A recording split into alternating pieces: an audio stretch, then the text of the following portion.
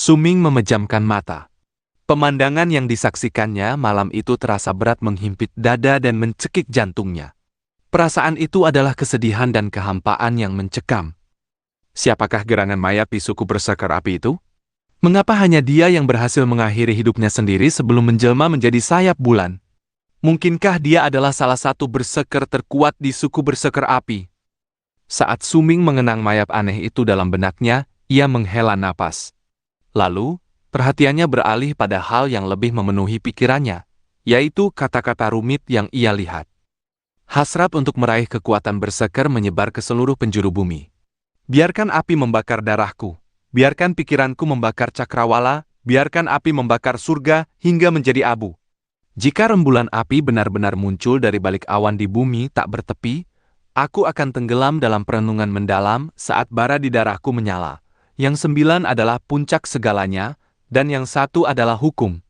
Nyalakan api berserker dan sembahlah yang 9, biarkan kita semua menjadi penguasa api.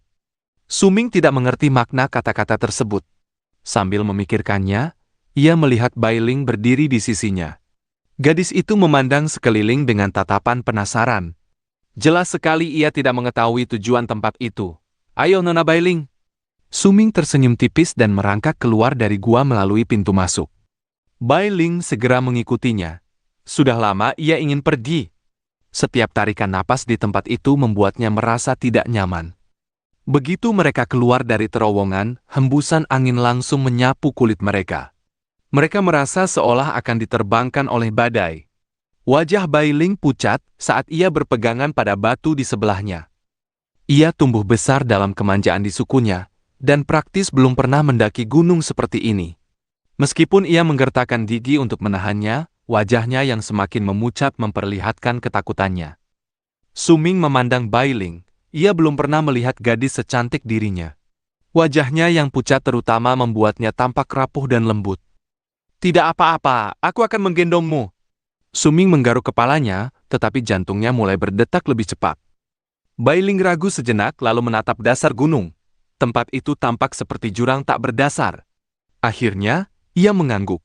Semangat Suming terangkat. Ia berjongkok di depan Bailing. Wajah Bailing merona saat ia naik ke punggung Suming dalam diam. Lengannya secara naluriah melingkari leher Suming. Suming berkedip. Ada kehadiran yang lembut di punggungnya. Ia juga dapat dengan jelas mencium aroma wangi yang manis masuk ke hidungnya. Ia menarik napas dalam-dalam saat perasaan yang tak terlukiskan membuncah di dadanya. Hei, pegangan yang erat. Kalau kau jatuh, jangan salahkan aku, kata Suming secara naluriah. Namun, ia tidak mendengar suara apapun dari punggungnya. Setelah ragu sejenak, ia memfokuskan pikirannya untuk menuruni gunung. Dengan kelincahan dan keakrabannya pada gunung, menggendong seseorang seharusnya tidak terlalu memengaruhi kecepatannya. Namun, entah mengapa hari itu, Suming hanya memilih jalan yang curam.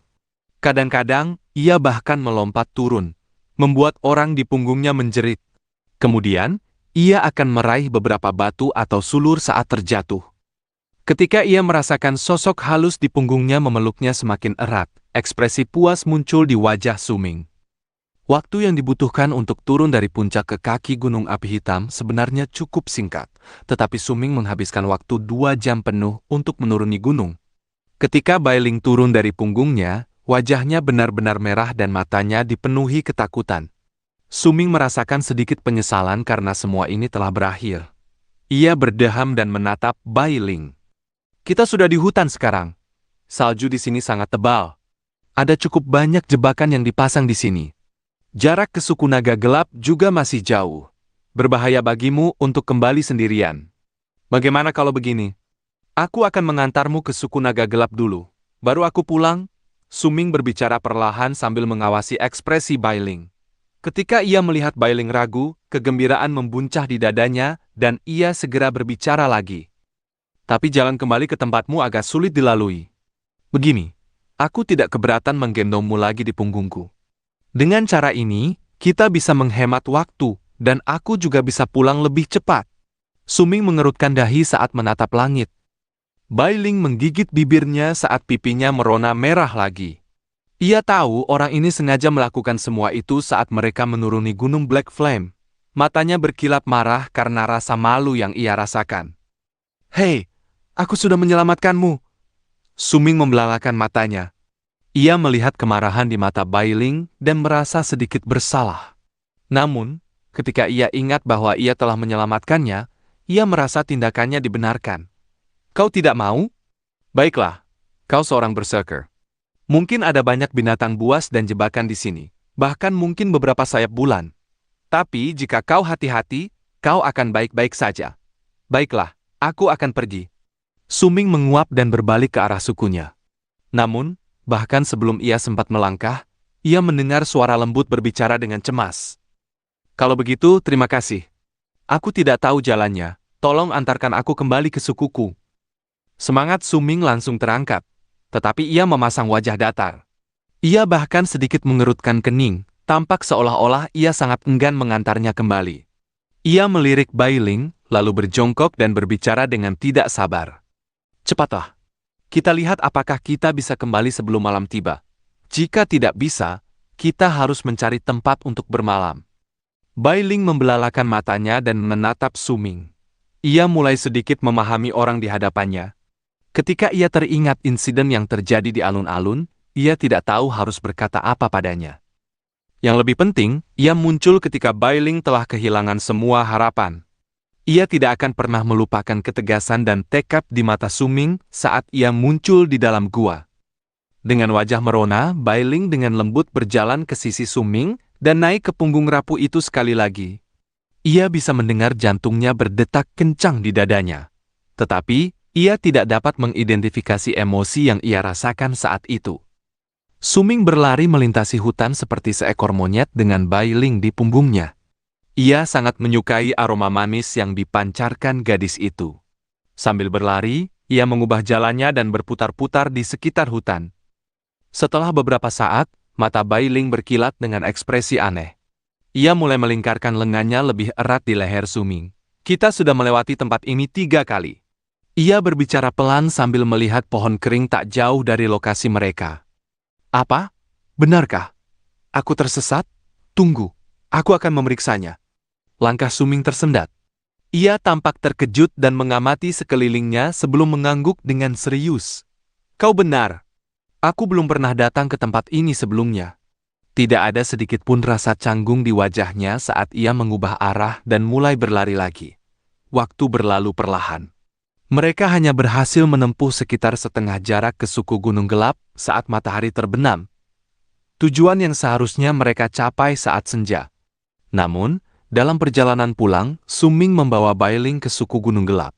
Ia melihat sukunya dari kejauhan. Ketika ia tidak melihat tanda-tanda keanehan dari dalam suku, ia merasa tenang dan pergi.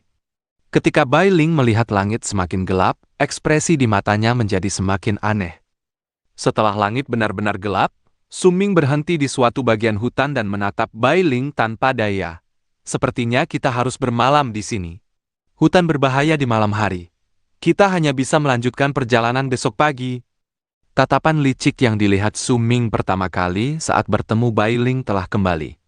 Gadis itu memperhatikan Suming dengan tenang dan tidak berbicara. Di bawah tatapannya, Suming merasa semakin bersalah. "Baiklah kalau begitu, kita bermalam di sini." Setelah beberapa saat, Bailing tersenyum. Senyumnya sungguh indah dan aura liarnya muncul kembali.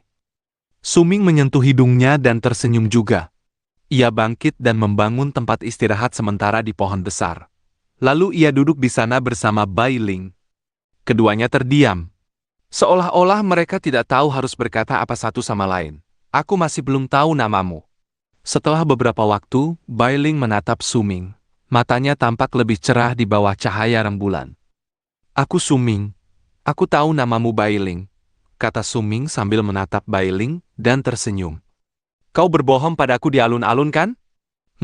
Kupikir itu aneh ketika aku kembali ke suku," kata Bailing sambil berkedip dan mengerutkan hidungnya. "Itu sungguh menggemaskan." "Kau juga bukan tuan muda suku Gunung Gelap kan?" Bailing melihat sekeliling dengan mata cerahnya dan berbicara sambil terkekeh pelan. Suming menggaruk kepalanya. Tidak tahu harus berkata apa. Pada saat itu, salju mulai turun dari langit. Seluruh langit dihiasi dengan serpihan salju putih. Oh, salju turun. Suming segera mengalihkan pembicaraan dengan mengangkat kepalanya dan melihat salju. Bai Ling tersenyum melalui matanya. Ia tidak melanjutkan topik itu dan memilih untuk melihat langit juga. Ia memandangi salju.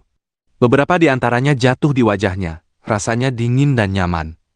Salju menjadi lebih lebat, dan kedua orang di hutan itu tampak terpesona oleh keindahannya.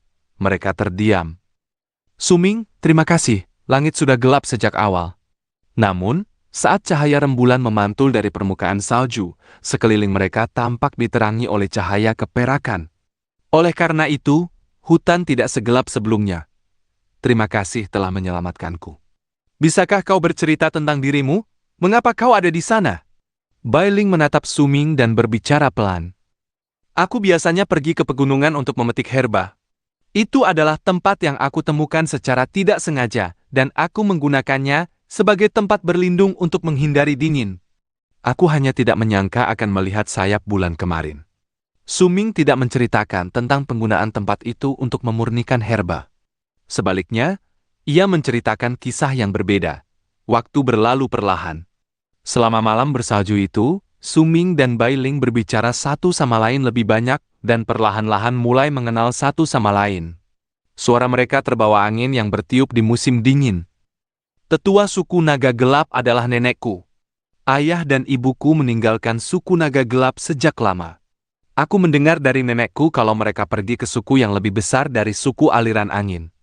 Mereka sudah lama tidak kembali. Bai Ling memeluk dirinya sendiri dan menceritakan masa lalunya dengan nada rendah di bawah salju. Aku bahkan tidak tahu siapa ayah dan ibuku. Aku dibawa kembali ke suku oleh tetua, gumam Suming. Ah, jadi begitu. Itu sebabnya kupikir kau terlihat jauh lebih rapuh dibandingkan yang lain. Kau bahkan tidak setinggi aku. Tetuamu pasti telah memperlakukanmu dengan buruk. Bai Ling membelalakan matanya. Tidak mungkin. Tetua sangat baik padaku. Selain itu, kau mungkin tinggi, tapi aku dengar dari tetua kalau dalam beberapa tahun, aku juga akan setinggi dirimu. Lagi pula, kau tidak sebesar gadis-gadis lain di sukumu. Suming tertawa. Itu karena tetuaku mengajariku seni berserker. Aku dengar ibuku meminta nenekku untuk mengajariku seni itu ketika aku dewasa. Bai Ling menatap rambut Suming yang kini memutih karena salju. Ia tersenyum menggoda saat berbicara. Lihat rambutmu, putih semua. Bai Ling menutup mulutnya dan tertawa. Cahaya di matanya begitu terang hingga membuat perasaan aneh di dada Suming kian menguat. Bukan hanya aku. Rambutmu juga sudah memutih. Kau sudah menjadi wanita tua sekarang. Suming menunjuk Bai Ling dan tertawa. Mereka berdua tertawa dan berbicara, merasa semakin akrab satu sama lain. Selama malam bersalju itu, Suming merasa bahagia, tetapi ia juga merasa waktu berlalu terlalu cepat. Tak terasa, langit mulai cerah. Bukan karena salju, tetapi karena matahari telah terbit. Malam telah usai. Ketika matahari bersinar dan menerangi cakrawala, salju masih turun. Suming dan Bai Ling turun dari pohon. Setelah membersihkan diri, mereka saling tersenyum. Suming tidak berkata apa-apa, sebaliknya ia berjongkok. Mata Bai Ling bersinar sebentar, dan ia kembali naik ke punggungnya yang rapuh. Perasaan hangat mereka di dadanya. Kali ini, perasaan aneh itu menjadi semakin jelas seiring ia mendekati suku naga gelap. Ia enggan berpisah dengan Bai Ling. Perlahan, ia menjadi diam, langkah kakinya melambat, dan ia mulai berputar-putar di sekitar hutan lagi. Bai Ling bergantung di punggung Suming. Sama seperti hari sebelumnya, ia melihat banyak pemandangan berulang kali dan tahu bahwa Suming berjalan memutar. Namun kali ini, ia tidak bersuara. Ia menyandarkan kepalanya ke punggung Suming, mendengarkan detak jantungnya. Bagaimanapun, segalanya pada akhirnya harus berakhir. Matahari telah mencapai titik tertinggi di langit dan mulai terbenam lagi. Garis luar suku naga gelap muncul dalam pandangan Suming meskipun salju masih turun dari langit. Ketika ia melihat suku itu, Suming menurunkan Bai Ling ke tanah dengan senyum di wajahnya. Kau sudah sampai di rumah. Bai Ling menatap sukunya, lalu kembali menatap Suming, ekspresi di wajah cantiknya sulit dimengerti. Ia mengangguk dalam diam dan berjalan mendekati Suming.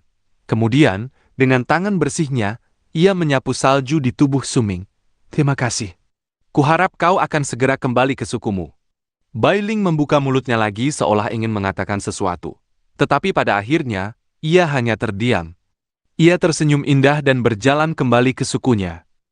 Suming berdiri di sana memperhatikan Bailing perlahan menghilang dari pandangannya. Saat ia melihat sosok mungil itu sesekali menoleh ke arahnya untuk melambai, pikirannya menjadi kosong. Seiring jarak di antara mereka melebar, salju yang turun menjadi penghalang tak terlihat. Itu menghalangi pandangannya dan menutupi sosok orang yang berjalan menjauh. Itu serupa dengan berjalan melewati dataran es. Jika ia tidak kembali, ia tidak akan melihat es mencair. Itu seperti sebuah kenangan. Jika ia tidak mengingatnya, ia tidak akan bisa mengingat suara orang yang menghela napas dalam kenangan itu. Setelah waktu yang lama, Suming menggelengkan kepalanya. Ia menatap suku naga gelap sekali lagi dan berbalik pergi. Salju telah menjadi temannya ketika ia datang, dan salju masih menjadi temannya ketika ia pergi. Salju jatuh di tubuhnya dan di rambutnya, tetapi Suming merasa seolah ada sesuatu yang hilang. Apakah aku menyukainya? Suming berlari di hutan menuju suku Gunung Gelap. Ada kerutan di antara alisnya saat ia berlari. Dalam benaknya, ia hanya melihat Bailing. Ini berbeda dari perasaanku terhadap Chensin. Suming menarik napas dalam-dalam dan menggelengkan kepalanya dengan kuat. Ia ingin menyingkirkan perasaan aneh dan asing di dadanya. Setelah ia menenangkan diri, ia berlari lebih cepat lagi. Ketika langit menjadi gelap, bintang-bintang bersinar di sekitar rembulan, dan salju masih turun tanpa henti dari langit. Suming akhirnya kembali ke rumahnya, suku Gunung Gelap.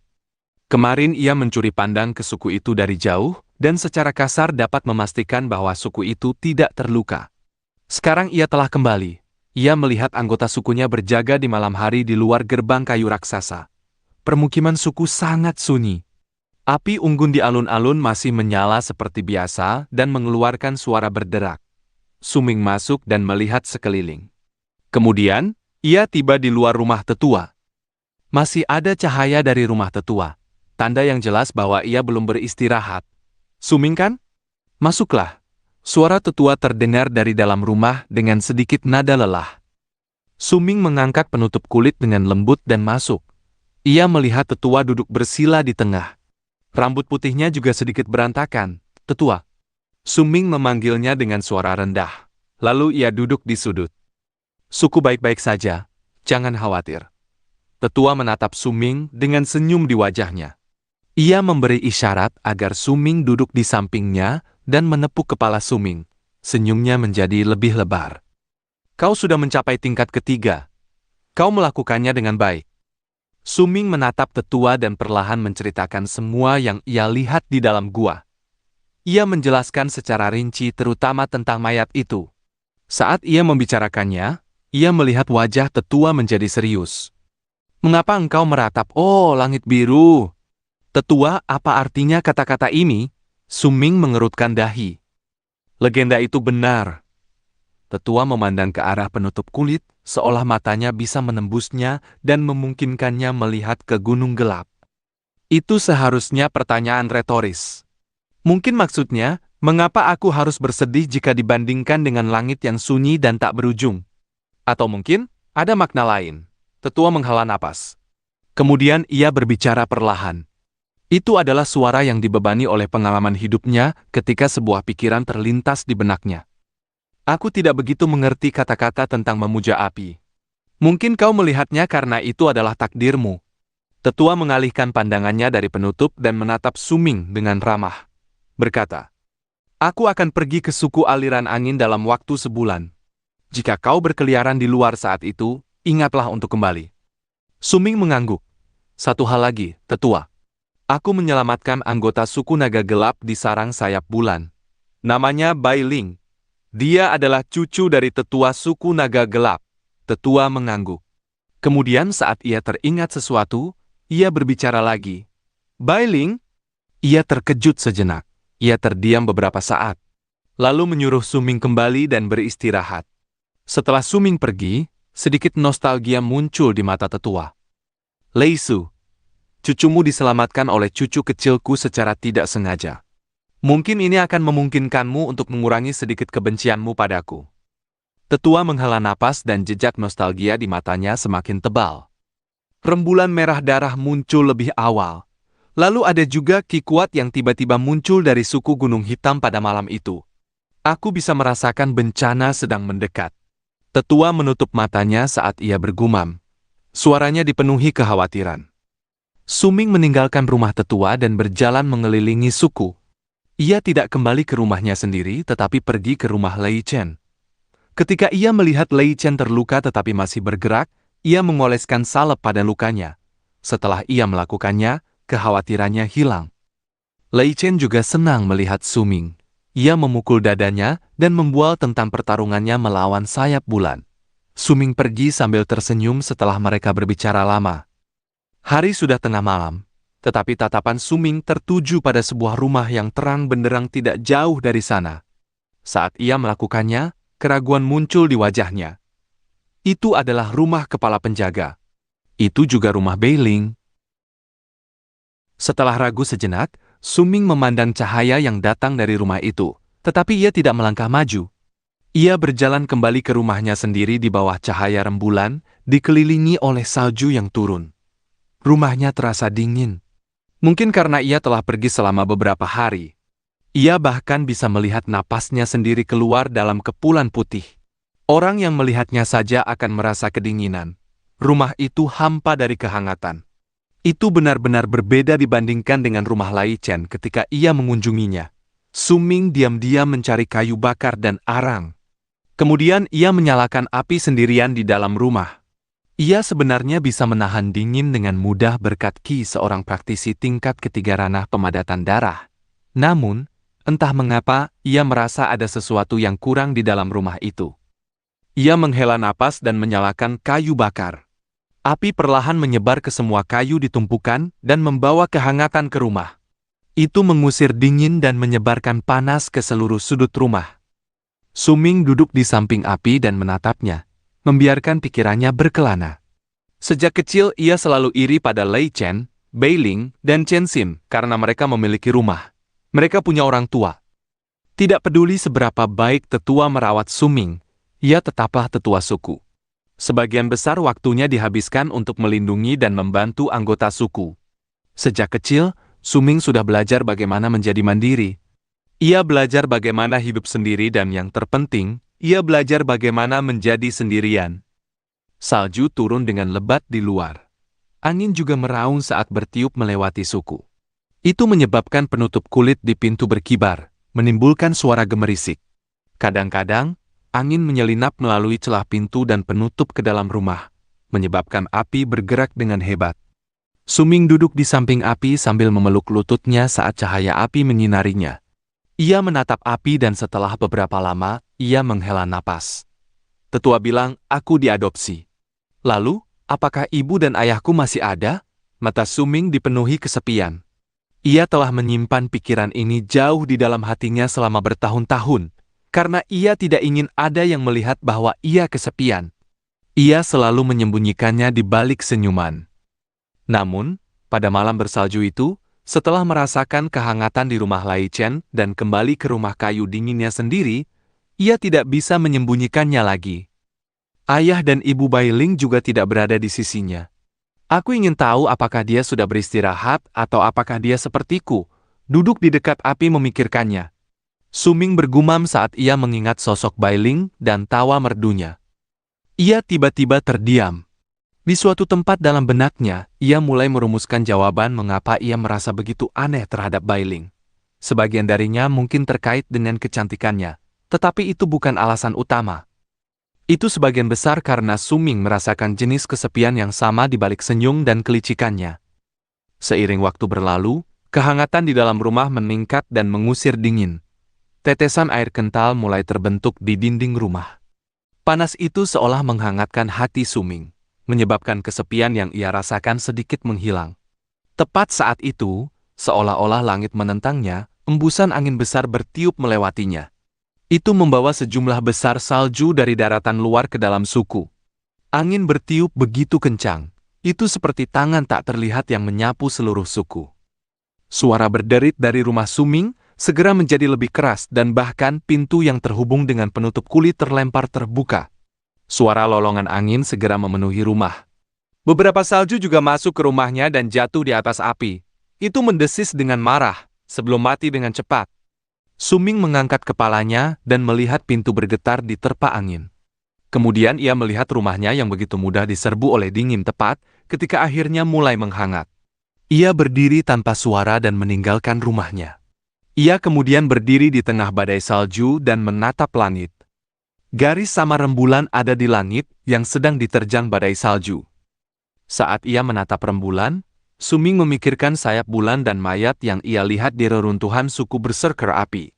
Yang terpenting, ia memikirkan kata-kata yang ditinggalkan oleh mayat itu. Hasrat untuk meraih kekuatan berserker menyebar ke seluruh penjuru bumi. Biarkan api membakar darahku. Biarkan pikiranku membakar cakrawala. Biarkan api membakar surga hingga menjadi abu. Jika rembulan api benar-benar muncul dari balik awan di bumi tak bertepi, aku akan tenggelam dalam perenungan mendalam saat bara di darahku menyala. Yang 9 adalah puncak segalanya, dan yang 1 adalah hukum. Nyalakan api berserker dan sembahlah yang 9. Biarkan kita semua menjadi penguasa api. Suming bergumam. Kata-kata ini telah muncul di benaknya berkali-kali. Ia masih mencoba memahaminya, tetapi merasa ada sesuatu yang hilang. Hasrat untuk meraih kekuatan berserker menyebar ke seluruh penjuru bumi. Aku mengerti apa yang dia maksud dengan hasrat untuk meraih berserker. Itu pada dasarnya berarti nafsu akan berserk, tetapi itu bukanlah hal yang baik. Tapi siapa sebenarnya orang itu? Apakah mayat itu berbicara tentang dirinya sendiri? Sepertinya tidak mungkin. Suming duduk di luar rumahnya di tengah badai salju. Baginya, tidak ada perbedaan berada di luar atau di dalam rumah. Tidak ada kehangatan di kedua tempat itu. Paling tidak, ketika ia berada di luar, ia memiliki angin sebagai temannya dan ia juga bisa melihat rembulan. Siapa orang itu? Aku tidak tahu. Kemudian ada paruh kedua dari kalimat itu, menyebar ke seluruh penjuru bumi. Biarkan api membakar darahku, biarkan pikiranku membakar cakrawala, biarkan api membakar surga hingga menjadi abu. Kalimat ini melukiskan sebuah gambaran. Seolah-olah mereka berbicara tentang menyatukan api ke dalam darah, dan hanya dengan memikirkannya, mereka dapat membakar langit. Mata Suming bersinar terang. Ia duduk di salju dan menatap rembulan di langit saat ia tenggelam dalam pikirannya. Jika rembulan api benar-benar muncul dari balik awan di bumi tak bertepi. Tetua pernah berkata matahari adalah yang dan bulan adalah yin. Apa yang dikatakannya masuk akal. Pada siang hari, kau biasanya akan merasakan kehangatan. Tetapi ketika malam tiba, biasanya akan terasa dingin. Tapi apa itu rembulan api? Warna api adalah merah. Mungkinkah itu merujuk pada bulan merah, bulan darah? Suming mengerutkan dahi, tidak mampu memahaminya. Aku akan tenggelam dalam perenungan mendalam saat bara di darahku menyala. Yang 9 adalah puncak segalanya, dan yang 1 adalah hukum. Nyalakan api berserker dan sembahlah yang 9. Biarkan kita semua menjadi penguasa api. Ini sepertinya merujuk pada suatu tindakan. Para penguasa api. Suming menatap rembulan di langit saat sebuah pikiran melintas di benaknya, menyebabkan matanya bersinar. Mungkinkah? Ini sebenarnya adalah seni berserker. Napas Suming tercekat. Ia menarik napas dalam-dalam. Setelah ia menganalisis kata-kata itu di kepalanya, keyakinannya bahwa itu benar-benar menyampaikan sebuah seni berserker semakin kuat. Hasrat untuk meraih kekuatan berserker menyebar ke seluruh penjuru bumi. Biarkan api membakar darahku. Biarkan pikiranku membakar cakrawala. Biarkan api membakar surga hingga menjadi abu. Kalimat ini sebenarnya berbicara tentang seberapa kuat seni berserker itu. Aku akan tenggelam dalam perenungan mendalam saat bara di darahku menyala. Yang 9 adalah puncak segalanya, dan yang 1 adalah hukum. Nyalakan api berserker, dan sembahlah yang 9. Biarkan kita semua menjadi penguasa api. Kata-kata ini hanya bisa berbicara tentang bagaimana seseorang bisa mempelajari seni berserker ini. Benar, seharusnya begitu. Adapun, jika rembulan api benar-benar muncul dari balik awan di bumi tak bertepi. Ini seharusnya berbicara tentang prasyarat untuk mempelajari seni berserker ini. Wajah Suming berseri-seri. Kata-kata ini telah mengganggunya selama beberapa hari terakhir. Sekarang ia telah menganalisisnya. Ia langsung bersorak. Namun, Setelah beberapa saat ia mengerutkan dahi lagi, masih ada yang salah.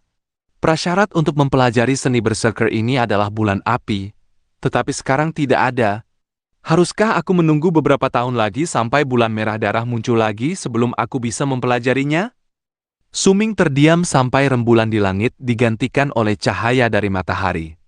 Bahkan ketika pagi telah tiba, Suming masih tidak tahu bagaimana cara mempelajari seni berserker itu. Sambil menghela napas, Suming berdiri dan menggerakkan tubuhnya. Ketika anggota suku keluar dari rumah mereka dan mulai menyibukkan diri dengan pekerjaan hari yang baru, Suming keluar dari permukiman. Persyaratan untuk mencapai tingkat keempat ranah pemadatan darah adalah 25 pembuluh darah.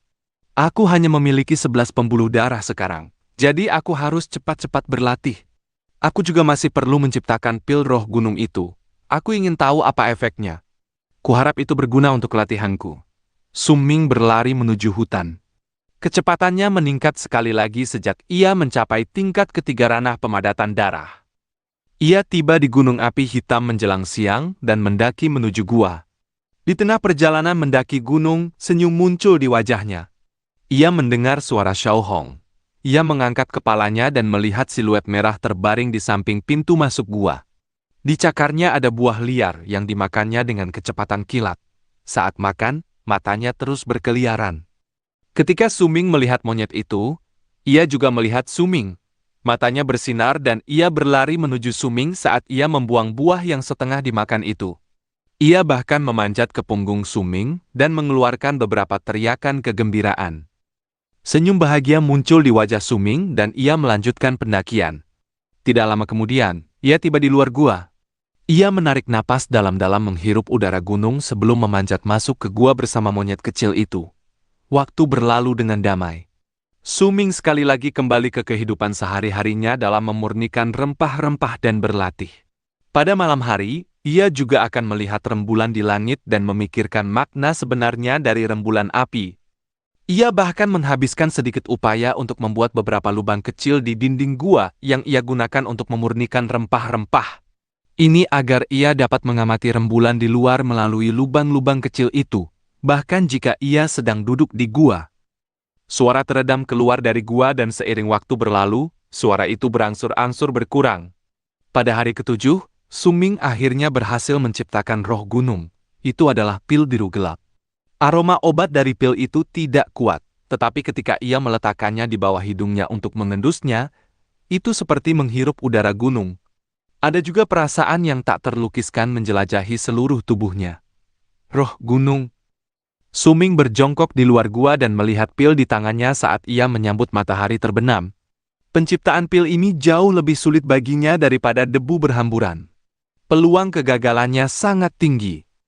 Ia telah menggunakan setengah dari rumput awan kasa yang ia beli, tetapi hanya berhasil membuat 2 di antaranya. Karena kesulitan dalam menciptakan pil ini, Suming enggan menggunakan salah satunya untuk eksperimen. Seharusnya tidak beracun. Suming mengendus aroma obat yang berasal dari pil itu.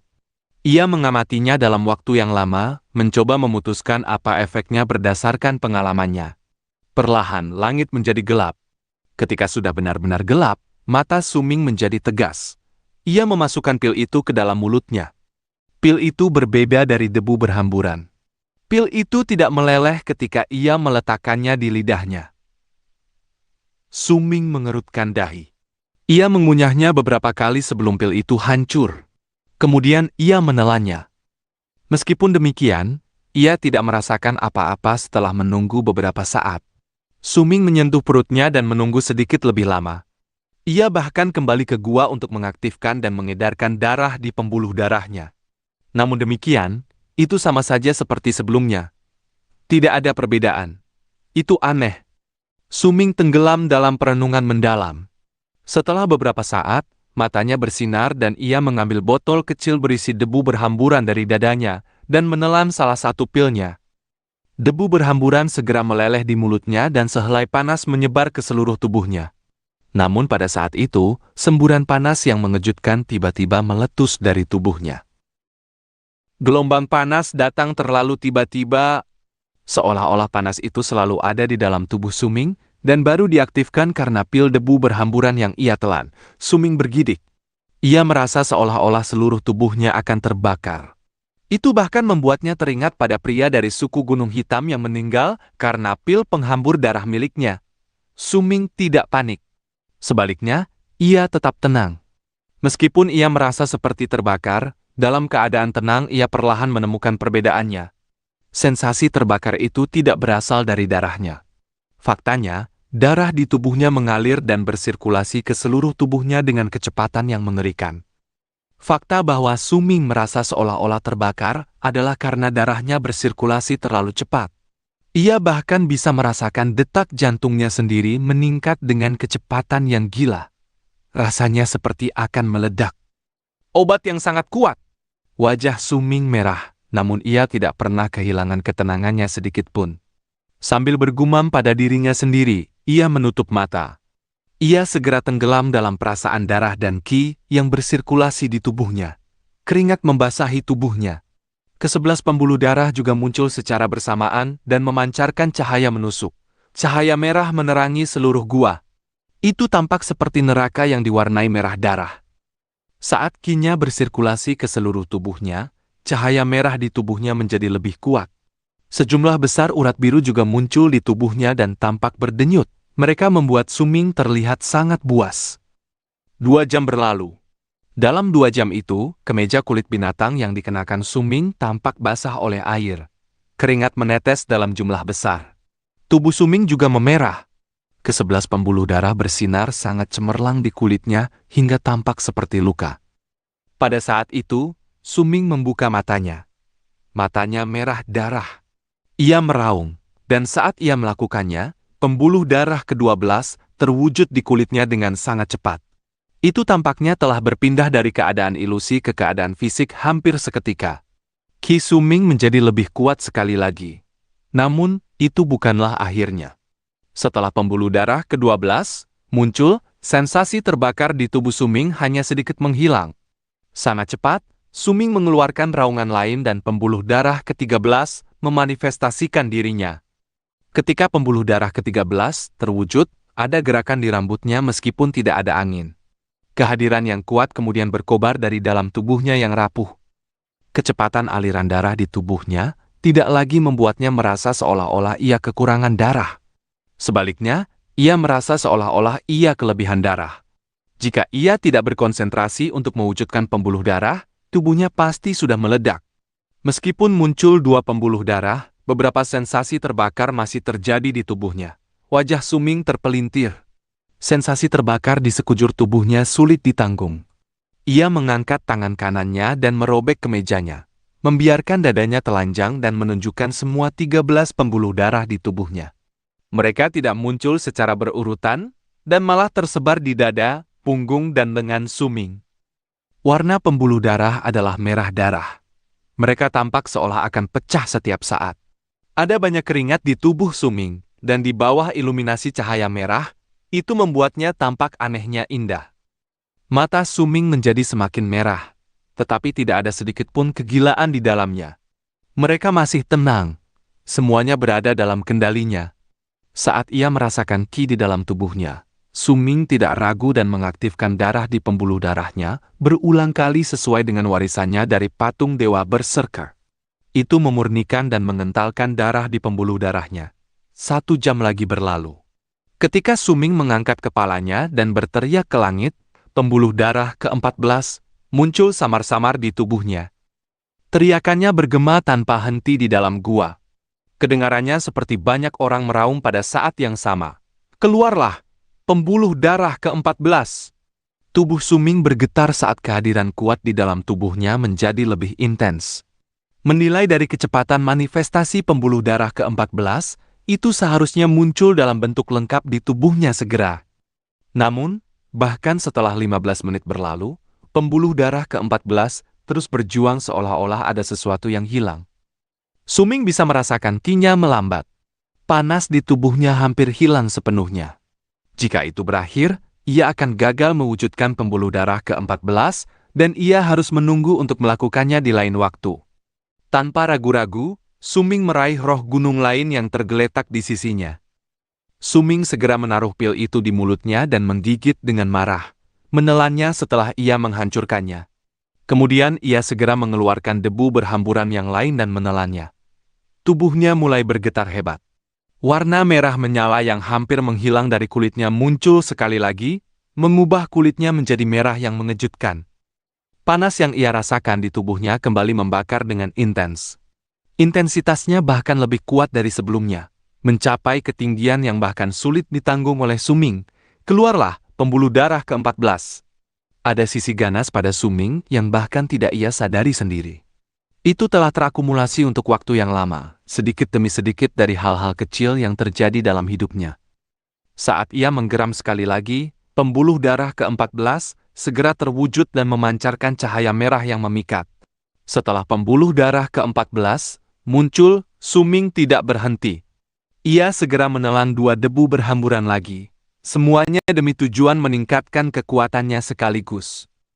Ia telah terus-menerus berpikir selama 7 hari pemurnian dan penciptaan obat. Suming tahu tentang kemunculan awal sayap bulan dan kekhawatiran di balik senyum tetua di suku. Ia mungkin tidak membicarakannya, tetapi di sudut pikirannya, ia tahu bahwa bencana akan menimpa suku. Begitu ia memikirkan tetua suku Gunung Gelap yang mencapai terobosan dalam pelatihannya, tetua menyebutkan ada pengkhianat di dalam suku dan semua pembicaraan tentang bahaya. Suming menjadi sangat khawatir. Ia ingin membantu tetua dan suku, tetapi dengan kekuatannya saat ini, jelas bahwa itu tidak cukup. Ia ingin menjadi lebih kuat. Setelah pembuluh darah ke-14 muncul, Suming sekali lagi mengaktifkan dan mengedarkan ki di tubuhnya. Pembuluh darah ke-15 hampir tampak seperti dipaksa keluar dari tubuhnya oleh aliran darah yang gila di tubuhnya. Setelah waktu yang lama, Suming menggigil kesakitan, tetapi ia tidak berhenti. Saat darah bersirkulasi di tubuhnya, ia berteriak dan pembuluh darah ke-15 terwujud. Ke-15 pembuluh darah menyerupai 15 bekas luka di bagian atas tubuhnya yang telanjang. Saat mereka bersinar dalam cahaya merah, Suming terlihat semakin kuat. Namun, Suming tidak puas hanya dengan 15 pembuluh darah. Ia terus mengedarkan darah di pembuluh darahnya seiring waktu berlalu. Pembuluh darah ke-16 muncul secara tiba-tiba. Saat itu, sebagian besar panas di tubuhnya telah menghilang. Sepertinya itu akan berakhir. Kilatan dingin muncul di mata Suming. Tanpa suara, ia mengangkat tangan kanannya dan membantingnya ke dadanya. Kekuatan pukulan itu bergerak ke dalam tubuhnya dan menstimulasi jantungnya yang berdetak cepat. Keluarlah pembuluh darah ke-17. Karena kejutan itu, jantungnya memompa lebih banyak darah yang sekali lagi mengalir deras ke seluruh tubuhnya dengan cepat. Kemudian di dadanya, pembuluh darah ke-17 muncul. Setelah pembuluh darah ke-17 muncul, sensasi terbakar di tubuh Suming menghilang. Tidak ada lagi panas dan intensitas di tubuhnya. Seluruh tubuhnya terasa terkuras.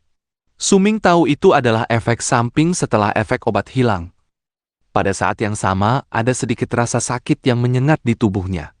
Itu berarti tubuhnya terluka selama latihan paksa sebelumnya. Aku adalah praktisi jalur berserker. Rasa sakit dan cedera semacam ini bukan apa-apa. Gumam Suming. Ia bisa merasakan bahwa kekuatan di tubuhnya telah meningkat setidaknya 1 kali lipat. Ekspresi tekad muncul di matanya. Ia tidak bangun.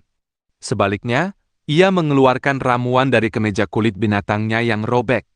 Itu adalah batu langit yang ia peroleh sebelumnya. Ini adalah ramuan terkuat yang ia miliki selain pil-pil itu. Selain sebagian yang ia berikan kepada Lei Chen, ia tidak akan menggunakannya dengan mudah. Meskipun demikian, ia mengeluarkannya dengan tekad yang tak tergoyahkan. Ia ingin meningkatkan kekuatannya sebanyak mungkin dalam sekali jalan. Saat Suming mengambil ramuan di tangannya, ia menyisakan 1 daun untuk digunakan nanti dan menelan sisanya. Ia juga mengonsumsi debu berhamburan untuk meningkatkan efek ramuan. Sensasi dingin segera meletus di dalam tubuhnya. Sisa-sisa panas segera menyatu dengan dingin. Perasaan dingin mulai terbentuk di tubuh Suming, menyebabkan warna merah pada 17 pembuluh darah menjadi lebih jelas. Tubuh Suming mulai membiru dalam dingin, tetapi darahnya sekali lagi bersirkulasi di tubuhnya dengan cepat.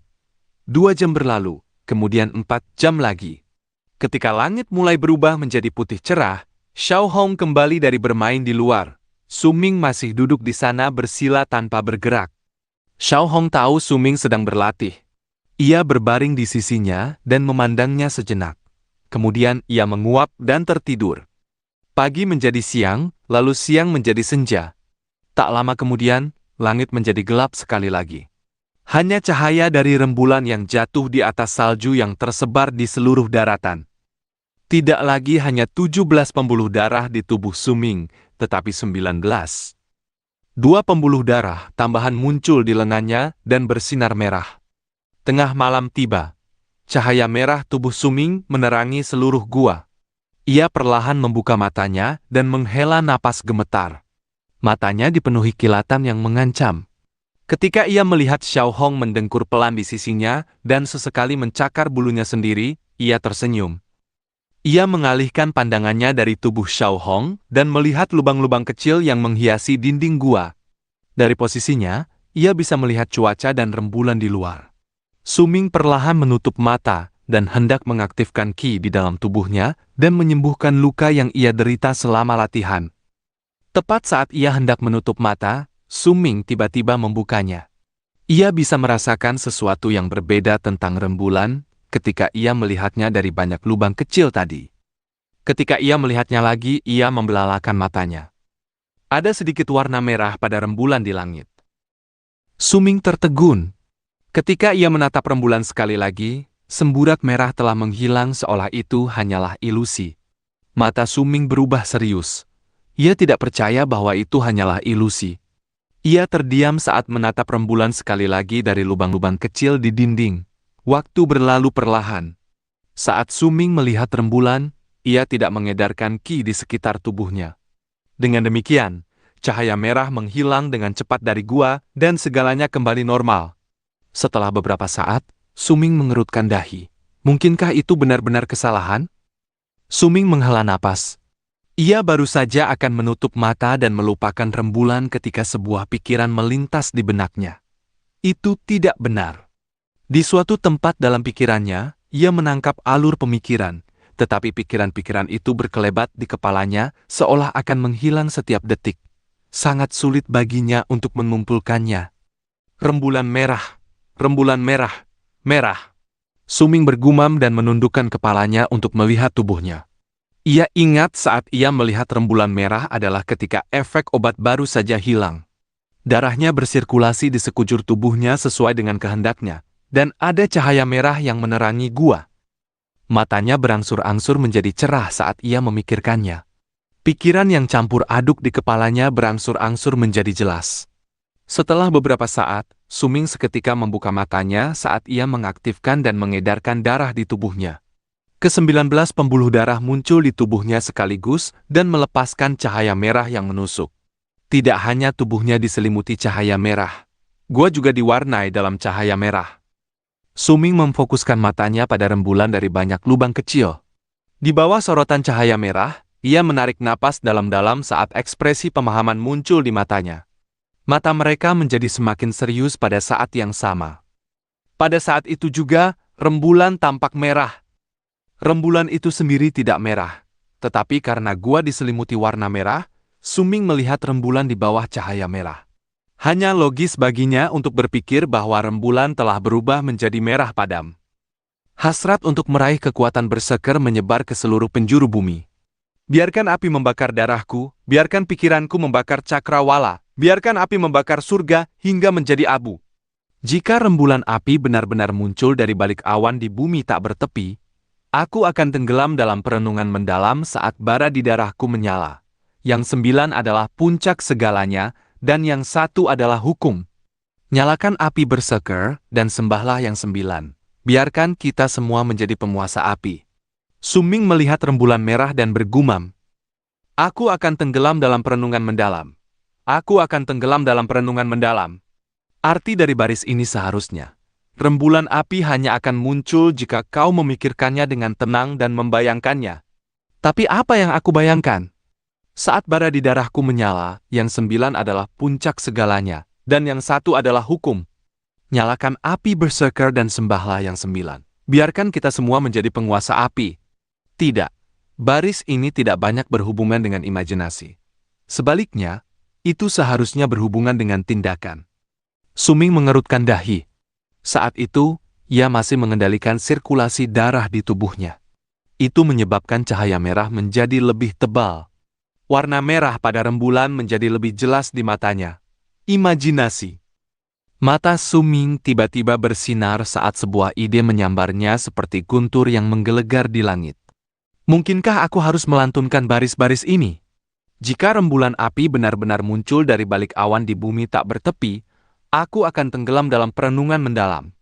Jika begitu, maka maknanya berbeda. Itu tidak berarti kalau aku hanya harus mulai membayangkan ketika bulan api muncul. Tetapi aku harus membayangkan bulan api muncul. Suming gemetar. Ia merasa bahwa ia baru saja menangkap sesuatu yang penting. Ia menarik napas tajam dan mulai memikirkan rembulan yang berubah merah di langit dengan tenang di dalam hatinya. Gambar itu terus berulang seulang-ulang seiring waktu berlalu. Ia bahkan lupa mengendalikan sirkulasi darah di tubuhnya. Karena semua perhatiannya terfokus pada membayangkan rembulan berubah merah. Ia juga tidak menyadari bahwa cahaya merah darah di gua telah memudar dan gua telah kembali ke warna normalnya. Ia mengangkat kepalanya dan melihat rembulan dari banyak lubang di dinding. Gambar di kepalanya diproyeksikan ke rembulan. Bulan merah, bulan membara. Suming bergumam. Dalam benaknya, rembulan itu merah dan rona merah semakin tebal. Secara bertahap mengubah seluruh rembulan menjadi merah darah. Pada saat itu, seluruh tubuh Suming tampak rileks. Ia bisa merasakan sehelai benang tipis cahaya merah jatuh dari rembulan di depan matanya. Itu melayang melalui lubang-lubang kecil dan menyatu ke matanya. Sedikit demi sedikit, ia mengalir ke tubuhnya dan bercampur dengan darahnya. Ada sensasi dingin di seluruh tubuhnya, dan itu berasimilasi ke dalam darahnya, menyebabkan qi-nya perlahan bersirkulasi dengan sendirinya di tubuhnya. Suming tidak menyadarinya. Ia merasa seolah-olah seluruh dunia telah menghilang. Satu-satunya hal yang ada adalah rembulan merah, dan itu menjadi lebih besar dan lebih jelas dalam pandangannya. Warna merah di rembulan itu tampaknya memiliki semacam kekuatan misterius. Saat bersinar, cahaya itu meresap ke dalam tubuhnya. Waktu berlalu perlahan. Xiao Hong sudah bangun sejak lama dan sedang memperhatikan Suming dengan ekspresi bodoh tidak jauh dari sana. Ada tatapan bingung di matanya. Ia juga melihat rembulan di luar dari lubang-lubang kecil, tetapi rembulan itu tampak sama seperti biasanya. Ia menggaruk kepalanya dan tidak bisa mengerti mengapa Suming melamun. Tidak ada yang memperhatikan bahwa pada saat itu juga, di tengah 5 puncak di Gunung Gelap, perubahan misterius juga terjadi di tempat semua sayap bulan tidur. Terutama di bagian yang lebih dalam dari Gunung Api Hitam. Di pohon merah raksasa di dalam cekungan yang tertutup magma, banyak makhluk seperti garis melayang-layang. Kadang-kadang, wajah sayap bulan akan terlihat. Tidak ada ekspresi kepuasan atau kesedihan di wajah mereka. Sebaliknya, ada ekspresi obsesi dan kegembiraan di wajah mereka. Tidak ada yang tahu apa yang membuat mereka bersemangat, tetapi menilai dari kecepatan gerakan mereka. Mereka sangat bersemangat. Seolah-olah mereka berjuang untuk terbang keluar dari pohon, tetapi dicegah untuk melakukannya oleh beberapa kekuatan yang tidak diketahui. Itu juga tampak seolah-olah mereka merasakan sesuatu seolah-olah mereka sedang dipanggil, atau mereka sedang menyembah sesuatu. Atau mungkin mereka merasakan kekuatan berserker yang telah mereka hilangkan sejak zaman kuno. Di dalam suku berserker api yang ada selama zaman kuno, mayat yang terbaring di perbatasannya tampak tidak berubah meskipun terendam dalam magma yang berapi-api. Namun, dinding tempat jarinya menunjuk kosong. Kata-kata yang dibaca Suming terakhir kali telah hilang. Tidak ada apa-apa di sana, tetapi kata-kata itu tidak terhapus oleh siapapun. Seolah-olah mereka tidak pernah ada. Meskipun mayat itu hanyalah tumpukan tulang, ekspresi cemoohan dan keangkuhan di wajahnya bahkan lebih jelas. Mungkin ia tidak mencemooh apa yang terjadi selama kematiannya, tetapi apa yang terjadi setelahnya. Hari sudah malam. Saat rembulan menunjukkan tanda-tanda akan pergi dan sinar matahari pertama muncul, seseorang yang seluruhnya tertutup jubah hitam berjalan ke bagian yang lebih dalam dari Gunung Gelap. Itu adalah orang yang sama yang muncul di suku Gunung Hitam pada malam rembulan merah darah. Ia berjalan sangat lambat. Dengan setiap langkah yang ia ambil, tubuhnya tampak berubah menjadi sesuatu seperti penampakan. Ia akan berjalan lurus melalui banyak pohon kering di hutan. Tidak ada di sini juga. Di mana tepatnya itu? Orang itu menghela napas dan berbicara dengan suara serak saat ia berjalan ke kejauhan. Saat matahari muncul di langit, ia menghilang. Malam telah berakhir. Sisa-sisa kegelapan terakhir sedang dikejar oleh sinar matahari pagi. Rembulan di langit berubah menjadi bulan sabit dan hampir menghilang. Su Ming, yang masih berada di gua gunung api hitam bergidik, dan akhirnya menundukkan kepala. Ada kebingungan, kekagetan, dan yang paling penting, seutas kekosongan di matanya. Ketika Xiao Hong melihat ekspresi di wajah Su Ming, ia segera mengembangkan bulunya dan mundur dengan cepat hingga punggungnya menempel ke dinding gua. Ketakutan dan keterkejutan muncul di wajahnya. Ia melihat bayangan samar rembulan merah darah perlahan menghilang dari mata Su Ming. Bayangan samar rembulan merah darah akhirnya menghilang sepenuhnya dari mata Su Ming setelah waktu yang lama dan ia tersadar dari kesurupannya. Xiao Hong memperhatikan Su Ming di sisinya untuk beberapa saat dengan ekspresi tercengang. Kebingungan perlahan muncul di wajahnya. Su Ming menarik napas dalam-dalam. Baginya, sepanjang malam telah berlalu dalam sekejap mata. Sekarang pikirannya jernih. Kenangan malam itu hanya semakin membuatnya bingung. Namun, setelah ia memeriksa tubuhnya, semua kebingungannya berubah menjadi kejutan. Cederaku. Semuanya sembuh. Gumam Su Ming. Tubuhnya sempat terluka ketika ia memaksakan diri berlatih. Meskipun cedera itu tidak serius, ia tetap tahu dari pengalaman bahwa ia membutuhkan meditasi selama beberapa hari untuk pulih. Namun kini, ia pulih dalam satu malam. Setelah waktu yang lama, Su Ming menarik napas dan mengangkat kepalanya. Ia hanya melihat langit cerah dan matahari dari banyak lubang di dinding. Itu memang seni berserker, seni milik suku berserker api. Seni ini memiliki kekuatan yang luar biasa. Aku hanya perlu tenggelam dalam pikiranku selama satu malam, dan semua cedera saya telah sembuh. Mata Su Ming berbinar, dan ia segera mengaktifkan ki di tubuhnya. Tak lama, semua 19 pembuluh darah muncul di tubuhnya.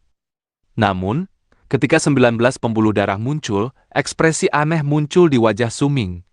Ia samar-samar bisa merasakan sisa kekuatan di dalam dirinya. Ekspresinya menjadi serius dan sekali lagi, ia mulai mengedarkan ki di seluruh tubuhnya. Ketika ki melewati beberapa siklus di seluruh tubuhnya, pembuluh darah ke-20 muncul tiba-tiba di dadanya. Su Ming melebarkan matanya karena terkejut.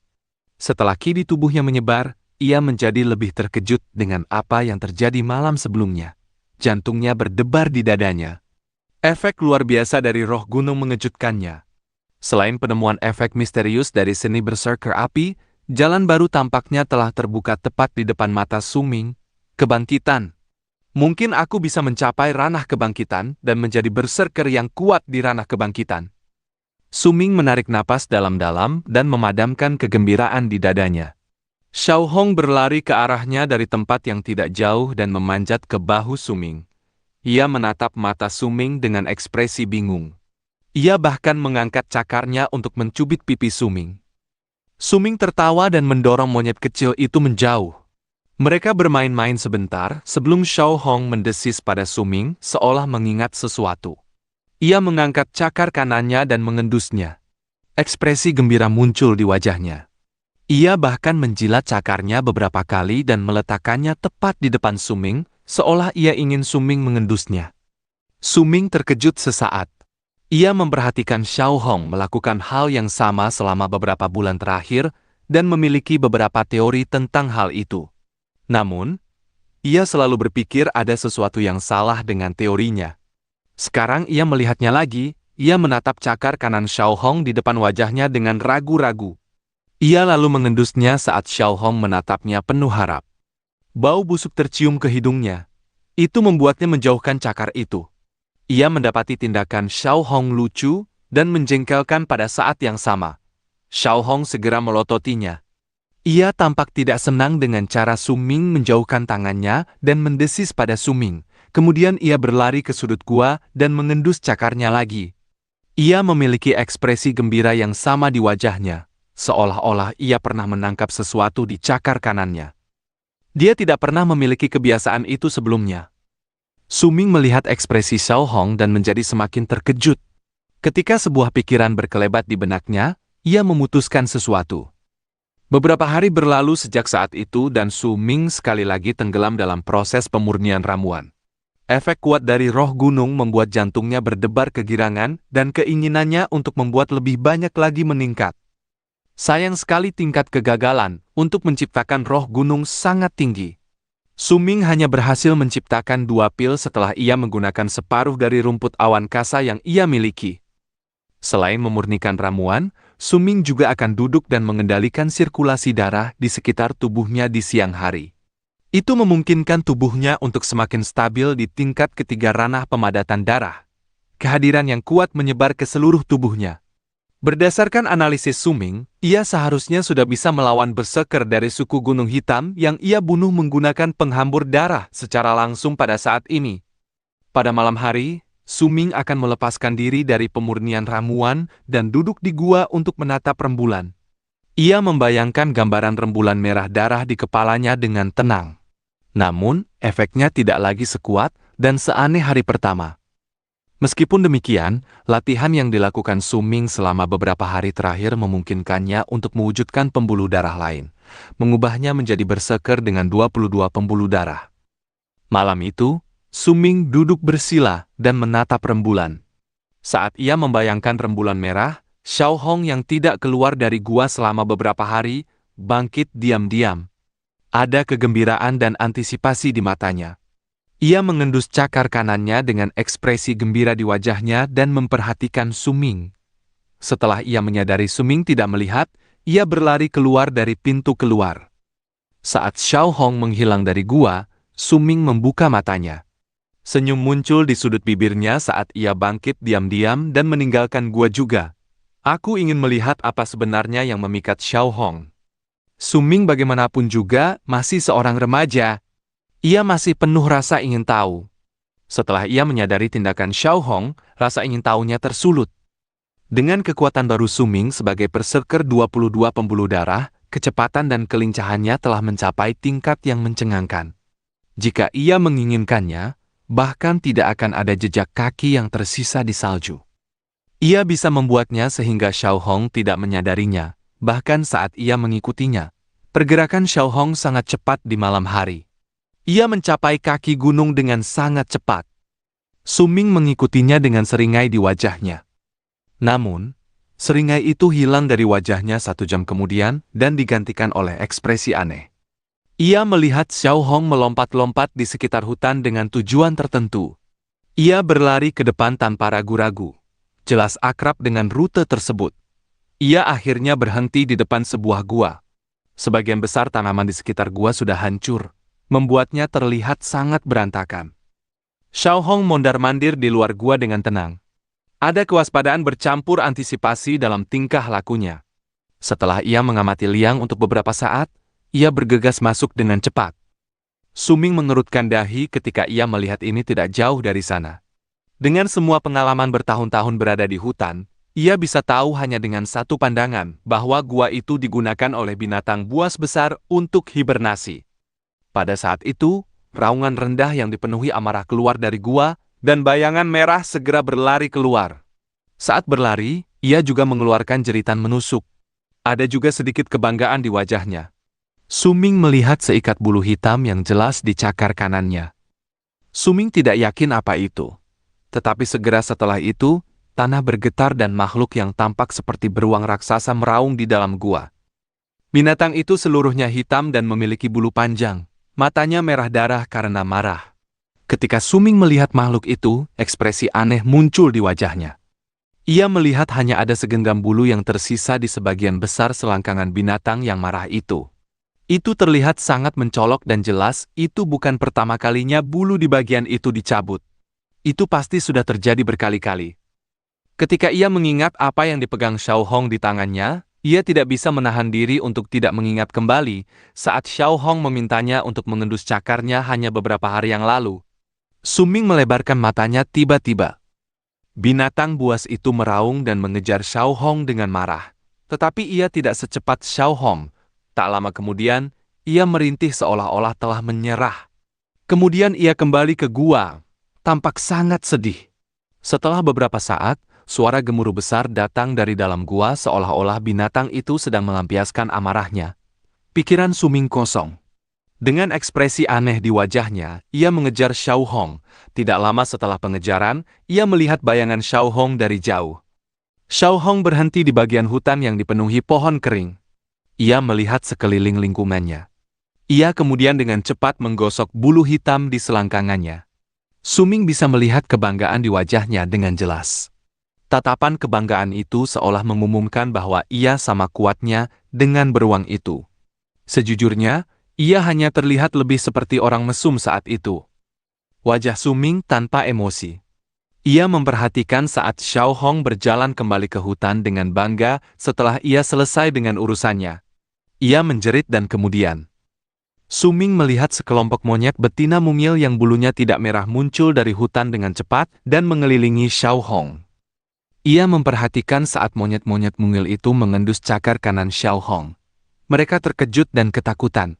Setelah itu, mereka melihat selangkangannya. Kemudian Xiao Hong pergi ke bagian hutan yang lebih dalam bersama monyet-monyet betina mungil itu, merasa bangga pada dirinya sendiri.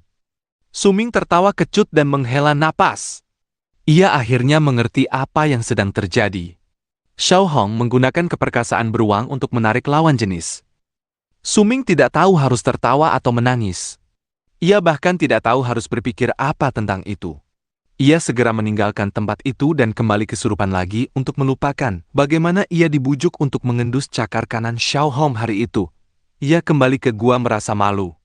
Suming menghela napas panjang. Ia mengasihani beruang yang kehilangan bulunya. Tidak heran setiap kali Xiao Hong keluar, ia akan kembali setelah beberapa hari kelelahan.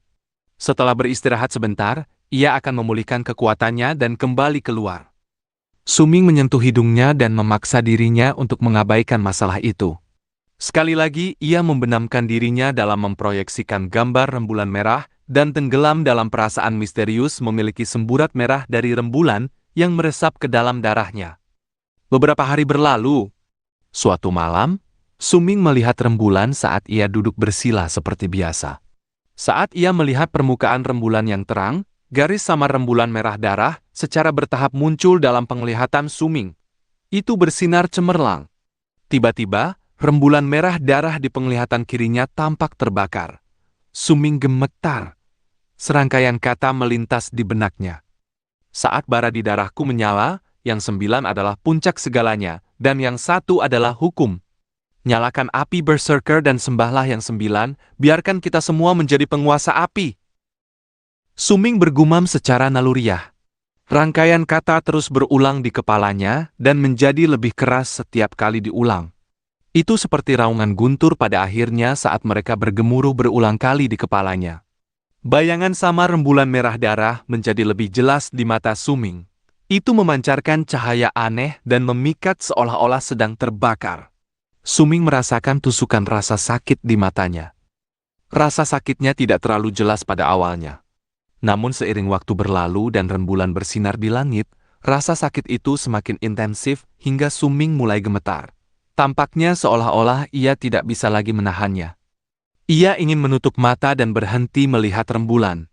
Sumber rasa sakitnya bukanlah api, melainkan cahaya bulan. Pada saat yang sama, ia memiliki perasaan kuat bahwa entah bagaimana ini semua terjadi, karena ini adalah waktu yang tepat baginya untuk mempelajari seni aneh ini. Jika ia menutup mata, ia akan menyerah untuk mempelajari seni itu. Ia juga punya perasaan bahwa jika ia menyerah saat itu, ia akan kehilangan hak untuk mempelajarinya lagi. Saat bara di darahku menyala. Tapi bagaimana cara membuatnya menyala? Mata Suming merah darah. Urat-urat di matanya mengelilingi bayangan rembulan merah darah yang telah menggantikan pupilnya.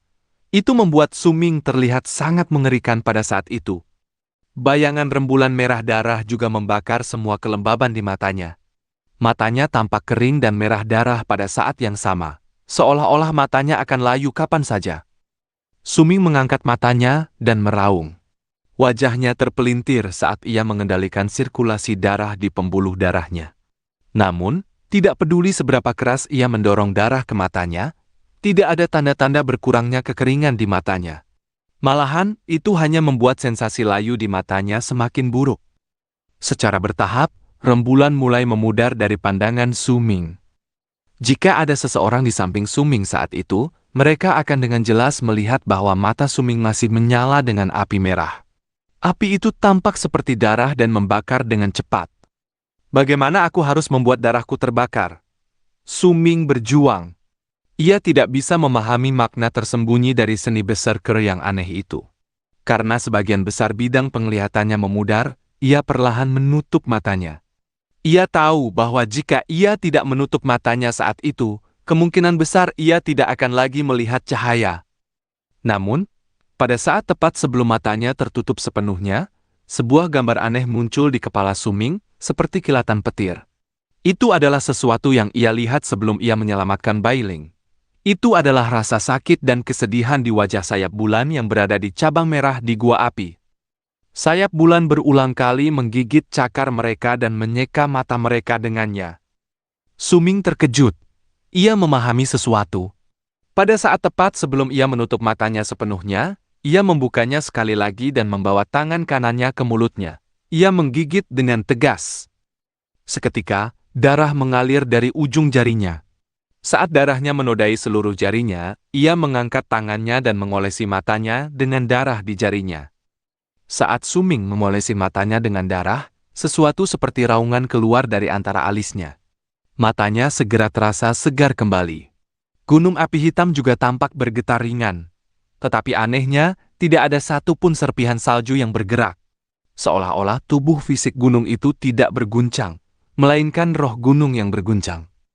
Pada saat yang sama, hembusan udara yang tidak terlihat tiba-tiba mengalir keluar dari dalam gunung api hitam. Mereka berkumpul dengan tergesa-gesa di sekitar Su Ming.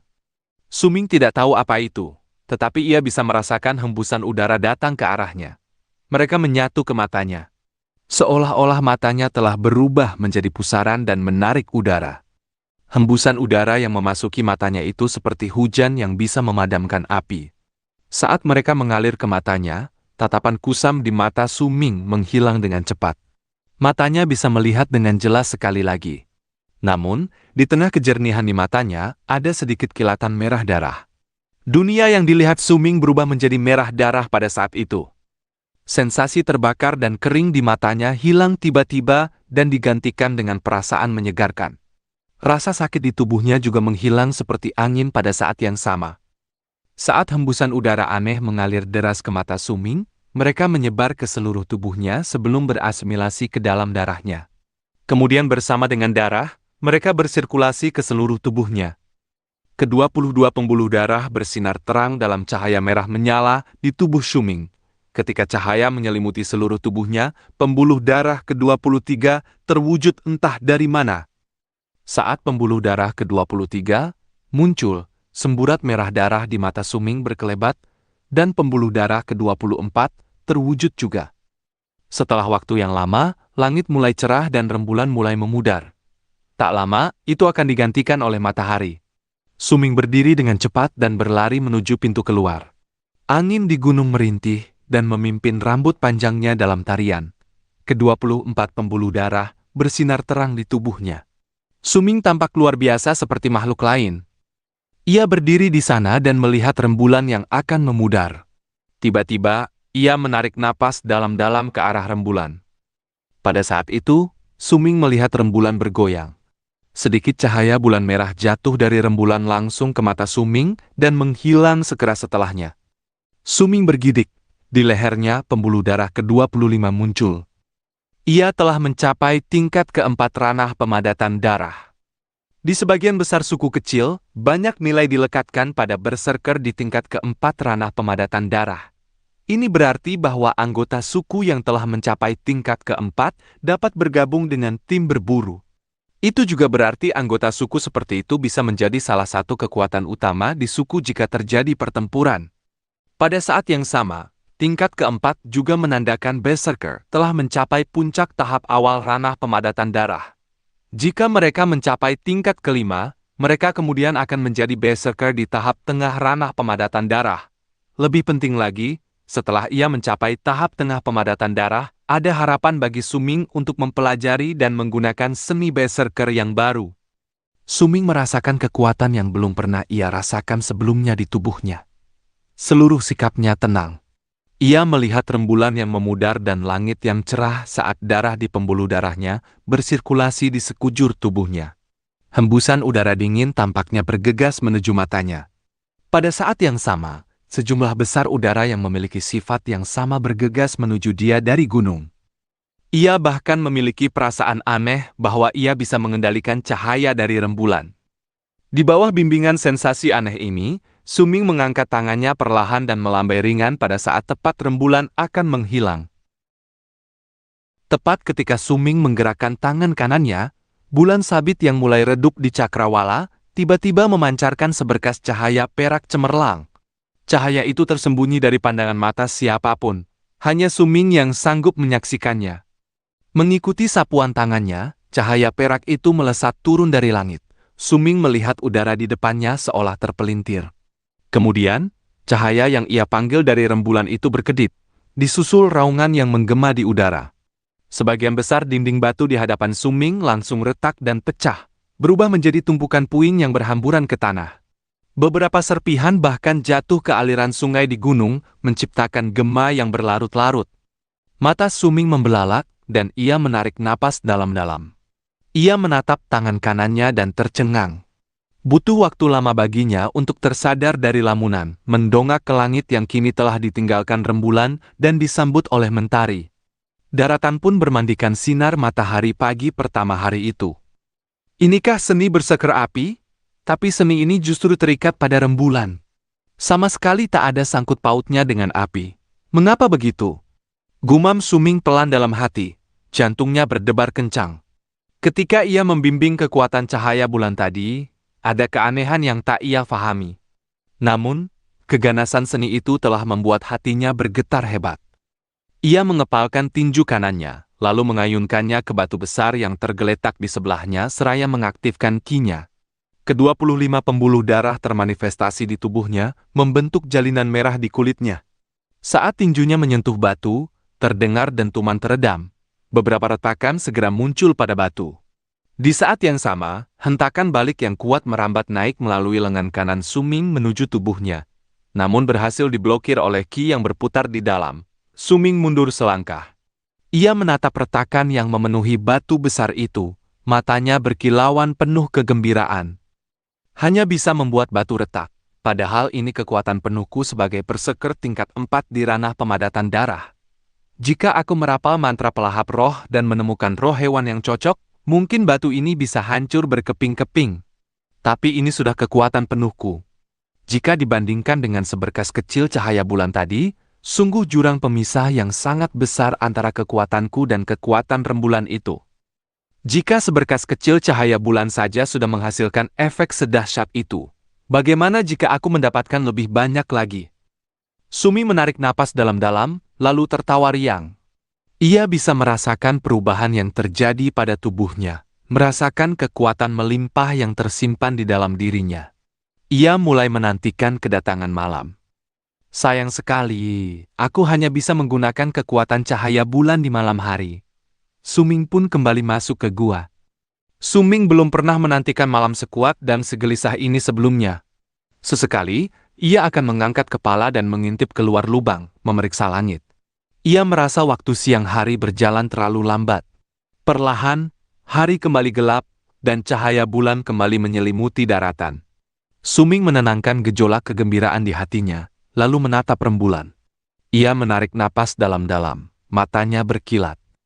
Dari warisan yang ia peroleh dari Dewa Berserker, Suming tahu jelas begitu ia mencapai tingkat kelima atau bahkan lebih tinggi di ranah pemadatan darah, ia akan mampu merapal dua seni berserker yang sangat kuat.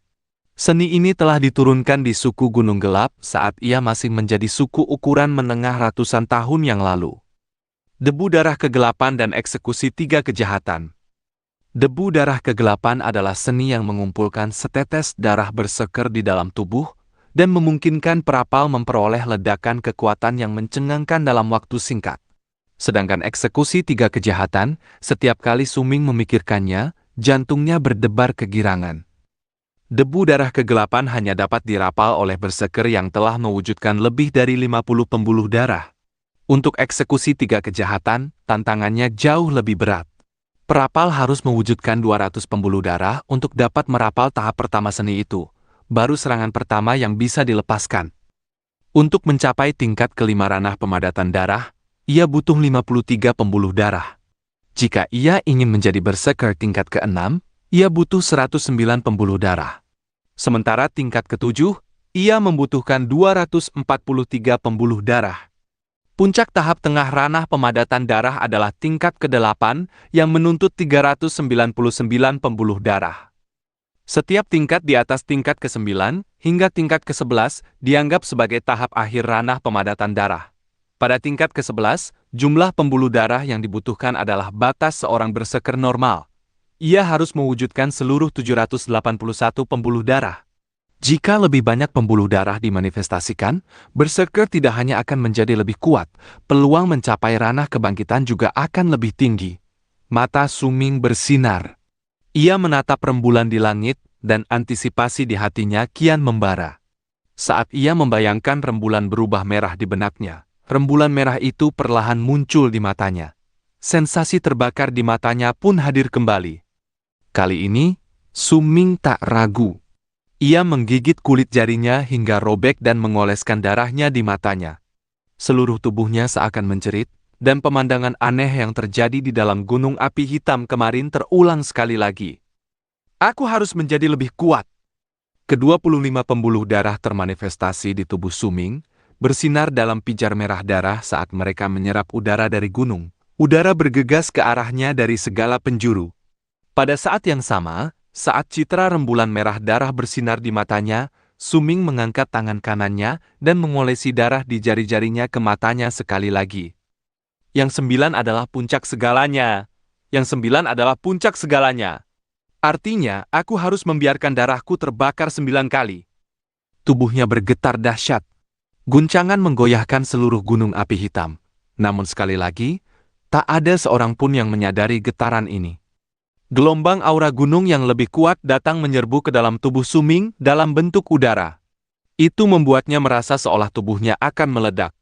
Cahaya dari 25 pembuluh darah menjadi lebih terang di kulitnya dan mulai bergerak seolah-olah mereka hidup. Pada saat itu juga, pembuluh darah ke-26 termanifestasi di tubuh Su Ming. Tetapi itu tak berhenti. Hingga pembuluh darah ke-33 termanifestasi secara serentak di tubuhnya. Napas Su Ming tercekat, detak jantungnya berpacu liar di dada. Ia mabuk oleh kekuatan. Meskipun ia terlihat menolak untuk bangun, pikirannya tetap jernih. Saat rembulan merah darah di matanya bersinar sekali lagi, ia mengangkat tangan kanannya perlahan dan menusuk kulit jari ketiganya. Darah segar yang berkumpul di jarinya mengandung semacam kekuatan misterius. Su Ming menatap darah segar itu dan perlahan meletakkannya di matanya. Ia membuat darahnya terbakar untuk ketiga kalinya. Ia punya firasat kuat bahwa jika ia bisa menyelesaikan pembakaran darah yang ketiga, kekuatannya akan berlipat ganda. Pikiran itu membuat tubuhnya menggigil saat ia menatap jarinya. Su Ming menggertakkan gigi dan menekan jarinya ke mata kanannya, menyekanya dengan lembut. Tepat saat darah itu mengolesi mata kanannya, seluruh gunung gelap bergetar. Tidak hanya gunung api hitam yang gemetar, 4 puncak lainnya juga berguncang seolah jiwa mereka ikut bergidik. Banyak burung dan binatang melihat ke langit dengan ketakutan dan tak berani bergerak. Namun, jika dilihat sekilas, gunung-gunung itu tampak normal. Tidak ada tanda-tanda perubahan yang kentara. Baik suku naga gelap maupun suku gunung gelap tidak menyadari. Hanya Bitu dari suku gunung hitam, yang telah menyerap darah sayap bulan untuk menembus ranah kebangkitan yang menyadarinya. Jantungnya bergetar. Ada secercah kengerian di matanya saat ia keluar rumah dan menatap langit. Namun, sensasi itu cepat berlalu. Lenyap seperti angin. Tak peduli sekeras apapun ia mencoba menemukannya, ia tak bisa melacak sumber ketakutannya. Selain Bitu, semua sayap bulan yang berdiam di bagian terdalam 5 gunung menunjukkan ekspresi gembira saat Su Ming mencoba pembakaran darah yang ketiga. Mereka mengamuk, mencoba menerobos pohon aneh yang menahan mereka. Seolah-olah mereka tengah mencari raja mereka. Meski demikian, mereka tertahan oleh kekuatan tak kasat mata dan tak bisa keluar. Pada saat yang sama, pohon merah aneh di dalam gunung gelap bergetar. Tidak diketahui apakah itu gemetar karena kegelisahan atau ketakutan. Sementara itu di gua mata Suming terus bergetar saat mata kanannya diolesi darah segar. Aura kuat dari seluruh gunung gelap menyerbu masuk ke tubuhnya dengan liar. Ini menyebabkan pembuluh darah di tubuhnya termanifestasi dengan kecepatan yang membuat Suming sendiri ketakutan. 34, 35, 36, dan mereka terus terwujud tanpa henti hingga pembuluh darah ke-47. Suming tidak bisa melanjutkan lagi. Perasaan seperti ia akan meledak menjadi semakin nyata. Ia bahkan samar-samar bisa mendengar lolongan sayap bulan memanggil dari dalam gunung gelap. Ia mengangkat tangan kanannya. Napasnya terengah-engah. Seluruh tubuhnya basah kuyup oleh keringat. Pada saat yang sama, ia tidak bisa lagi merasakan pergerakan jiwa gunung gelap. Aura kuat yang menyerbu ke arahnya juga menghilang. Raungan yang terdengar samar di telinganya juga lenyap, dan segalanya kembali normal. Namun, Suming tahu bahwa semua yang terjadi barusan adalah pertanda luar biasa.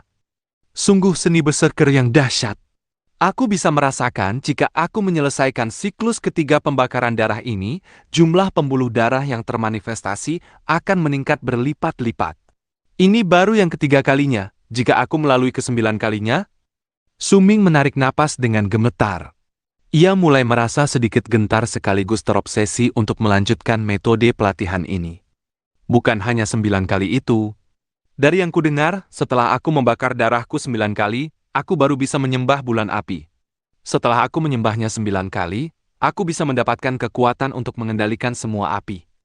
Saat itu, Suming merasa seolah-olah tubuhnya telah menjadi luar biasa perkasa. Setelah beberapa waktu, ia mengangkat kepala, dan matanya bersinar penuh ketetapan hati. Jika aku berlatih seni ini sambil menggunakan pil, aku pasti akan mampu mencapai ranah kebangkitan. Suming mengepalkan tinjunya erat. Waktu berlalu cepat seiring Suming tenggelam dalam proses pemurnian ramuan dan latihannya. Beberapa hari kemudian, saat Suming sedang bermeditasi, Xiao Hong kembali ke gua dengan kondisi kelelahan. Bulu merahnya bahkan menjadi beberapa tingkat lebih gelap, menunjukkan betapa lelahnya ia. Namun, meskipun lelah, ada ekspresi rindu dan bangga di wajahnya.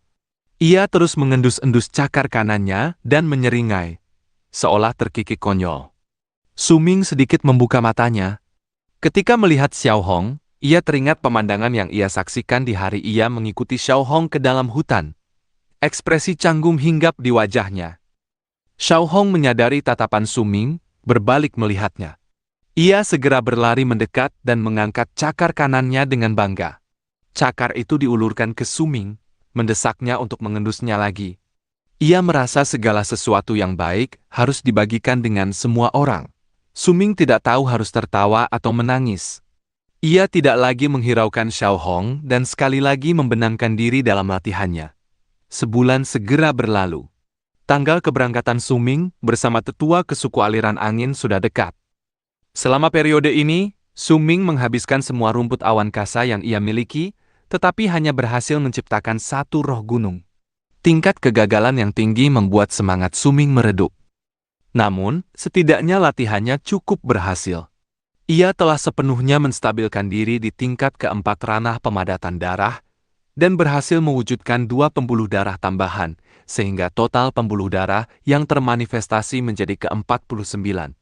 Ia juga perlahan beradaptasi dengan keanehan seni berserker api. Sayangnya, semakin jauh di jalur ranah pemadatan darah, semakin sulit untuk memadatkan lebih banyak pembuluh darah. Akhir-akhir ini, sekeras apapun Suming berlatih, ia tidak bisa lagi memadatkan darahnya. Ia mengerti bahwa ini terkait dengan belum selesainya pembakaran darah yang ketiga. Selain itu, ketika rembulan bersinar di malam hari, Suming mengikuti indera spiritualnya dan mencoba mengendalikan cahaya bulan beberapa kali. Akan tetapi, hasilnya tidak signifikan.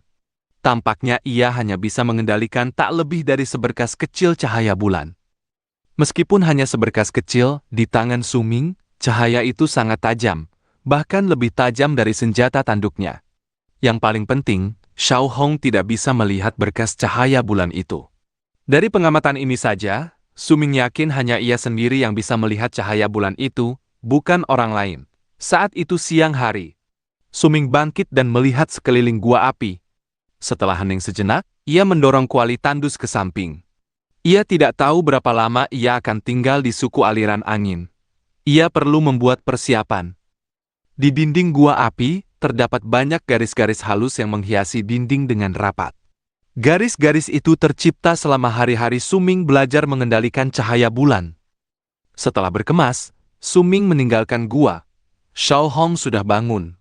Ketika melihat Suming hendak pergi, ia segera mengikutinya. Begitu mereka tiba di luar gua, ia langsung memanjat ke bahu Suming. Terlalu malas untuk turun gunung sendirian. Sayang sekali roh gunung terlalu sulit dibuat. Ada 8 lubang di bawah gambar roh gunung di pintu kedua. Jadi jelas aku harus mempersembahkan 8 darinya. Entah butuh waktu berapa lama bagiku untuk mempersembahkan 8 Mountain Spirit tanpa mengorbankan latihanku sendiri. Selain itu, aku juga perlu mempersembahkan pil bernama api dari selatan agar pintu kedua terbuka. Tapi aku belum pernah melihat ramuan yang dibutuhkan untuk pil itu sebelumnya. Syukurlah ada lembaran bambu yang diberikan tetua. Setidaknya di sana ada beberapa deskripsi ramuan. Suming berdiri di luar gua dan melihat matahari terbit dari cakrawala. Ia menghirup udara dingin yang menyegarkan di sekitarnya. Aku hanya bisa membuka pintu kedua setelah mengumpulkan cukup roh gunung dan api dari selatan. Setidaknya aku tidak perlu menciptakan penyambutan dewa. Ini menunjukkan betapa langkanya penyambutan dewa itu. Saat Suming tenggelam dalam pikirannya, Xiao Hong yang bersandar di bahunya mencengkeram rambutnya dan mendesis tak sabar. Suming menepuk kepala monyet kecil itu dan melompat menuruni puncak gunung. Angin menerpanya. Itu membuat kemeja dan rambutnya berkibar. Itu juga membuat Xiao Hong mencengkeram rambut Suming erat-erat sambil berteriak ketakutan. Suming tertawa. Ia meraih batu yang dapat dijangkau tangan kanannya saat ia jatuh. Setelah mendapatkan kembali momentumnya, ia melompat turun lagi. Dengan kemampuannya saat ini, Suming tiba di kaki gunung api hitam tak lama kemudian. Salju masih menutupi hutan. Itu terasa sangat lembut di bawah kakinya. Suming kemudian berlari menjauh. Awalnya ia berniat kembali ke suku. Tetapi ketika tiba di persimpangan, langkah kakinya goyah dan ia ragu sejenak. Xiao Hong duduk di bahu Suming. Ia tampak nyaman. Sesekali, ia mengendus-endus cakar kanannya dengan ekspresi gembira. Ia sedikit terkejut ketika melihat Suming berhenti. Jalan kanan kembali ke sukunya sendiri, sedangkan jalan kiri, Suming menatap jalan itu. Jalan itu menuju ke suku naga gelap. Aku hanya akan pergi melihat-lihat. Xiao Hong, apa kau pernah melihat Bailing? Oh, benar. Kau belum pernah melihatnya. Apa kau mau melihatnya? Tanya Suming dengan lembut. Xiao Hong melebarkan matanya. Ia menggaruk bulu di wajahnya dan tidak mengeluarkan suara. Baiklah. Karena kau ingin melihatnya, aku akan membiarkanmu melihatnya dari jauh. Suming berbicara seolah tiba-tiba ia punya alasan yang sangat logis untuk pergi ke suku naga gelap. Ia tersenyum dan menepuk kepala Xiao Hong. Ketika Xiao Hong menatapnya dengan ekspresi tidak senang, Suming berlari menyusuri jalur kiri dengan cepat. Suming tiba di tempat ia berpisah dengan Bailing ketika senja tiba. Matahari telah berubah merah saat mulai terbenam. Ia berjongkok di sana dan melihat siluet suku naga gelap. Ia melihat anggota lain dari suku naga gelap bergerak di sana tetapi ia tidak melihat Bailing. Setelah waktu yang lama, Suming tenggelam dalam pikirannya. Ia tidak tahu apa yang ia pikirkan. Ia hanya berpikir bahwa Bailing cantik. Dia adalah gadis tercantik yang pernah ia lihat seumur hidupnya dan ia ingin melihatnya beberapa kali lagi. Setelah ragu-ragu sejenak, ia duduk diam dan memilih untuk tidak melakukan tindakan apapun. Sebaliknya, ia melihat ke langit. Ketika matahari hampir terbenam dan langit hampir sepenuhnya gelap, ia berdiri dan berjalan maju dengan cepat. Ia tetap waspada terhadap sekelilingnya saat mendekati suku naga gelap. Meskipun demikian, ia tidak berani terlalu dekat dengan suku itu. Bagaimanapun juga, itu bukan suku gunung gelap. Jika ia ditemukan, ada kemungkinan ia akan berada dalam bahaya. Meskipun hubungan antara suku Gunung Gelap dan suku Naga Gelap tidak setegang suku Gunung Gelap dan suku Gunung Hitam, itu tidak berarti mereka hidup damai satu sama lain. Jika mereka bertemu di alam liar, mereka tetap saling memandang dengan permusuhan. Akan lebih buruk lagi jika mereka menemukan Suming yang berkeliaran di luar suku naga gelap. Ah, seharusnya aku tidak melakukan ini. Suming bergumam saat ia terus berjalan maju. Ketika ia berjarak sekitar 10.000 kaki dari suku naga gelap, ia berhenti berjalan. Suming tumbuh di suku dan sering keluar ke alam liar untuk mengumpulkan ramuan. Kadang-kadang, ia bahkan bertemu dengan anggota dari suku Gunung Hitam. Kehati-hatian dan kewaspadaan sudah menjadi sifat alami baginya. Ia telah melihat terlalu banyak kekerasan dalam hidupnya.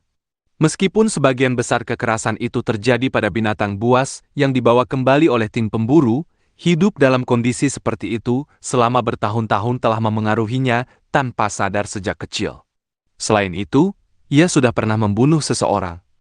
Bahkan Lei Chen belum pernah menodai tangannya dengan darah manusia sebelumnya.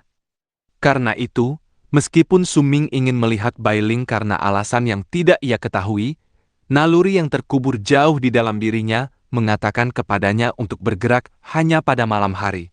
Sebagai tindakan pencegahan, Suming juga memilih untuk berhenti 10.000 kaki dari suku. Ia berjongkok dan melihat suku naga gelap. Kemudian, ia berbalik dengan tegas tanpa ragu dan meninggalkan area di sekitar suku naga gelap dengan cepat. Namun, baru saja ia mengambil beberapa langkah, Suming merinding. Sebuah rasa bahaya yang jauh lebih kuat daripada pertemuannya dengan dua berserker dari suku Gunung Hitam datang menerjang ke arahnya. Saat ia melompat ke depan, ia memutar tubuhnya tiba-tiba dan menutupi kepalanya dengan kedua tangan. Seluruh tubuhnya meringkuk menjadi bola saat ia memeluk Xiao Hong erat-erat di dadanya, berhenti di udara sejenak seolah ia membeku. Pada saat itu, suara siulan tajam membelah udara. Sebuah tombak raksasa panjang sekitar 30 kaki melesat ke arah Suming, seperti kilat dari dalam pagar kayu raksasa yang mengelilingi suku naga gelap. Tombak itu meluncur melewati tubuh Suming dan menancap di tanah, menciptakan suara keras. Tanah berguncang, dan salju beterbangan ke udara. Itu juga menimbulkan gelombang udara yang menyebar melintasi area yang luas di sekitar tombak. Suming beruntung ia cukup waspada untuk menghindarinya sebelumnya. Ia mendarat di tanah saat ia bergerak mengikuti arus gelombang udara dan segera berlari maju dengan kecepatan penuh. Mau pergi? Sebuah suara dingin terdengar dari jauh. Seorang pria dengan rambut panjang mengenakan kemeja yang terbuat dari kain goni mengejarnya dengan tatapan ganas di matanya. Saat Suming berlari maju, ia menoleh ke belakang dan menatap pria itu dengan tatapan dingin di matanya. Pria muda itu tampak berusia sekitar 18 hingga 19 tahun. Bertubuh sangat kekar. Ia bisa menandingi Lei Chen dalam hal postur. Di tangannya, ia memegang sebuah tombak panjang.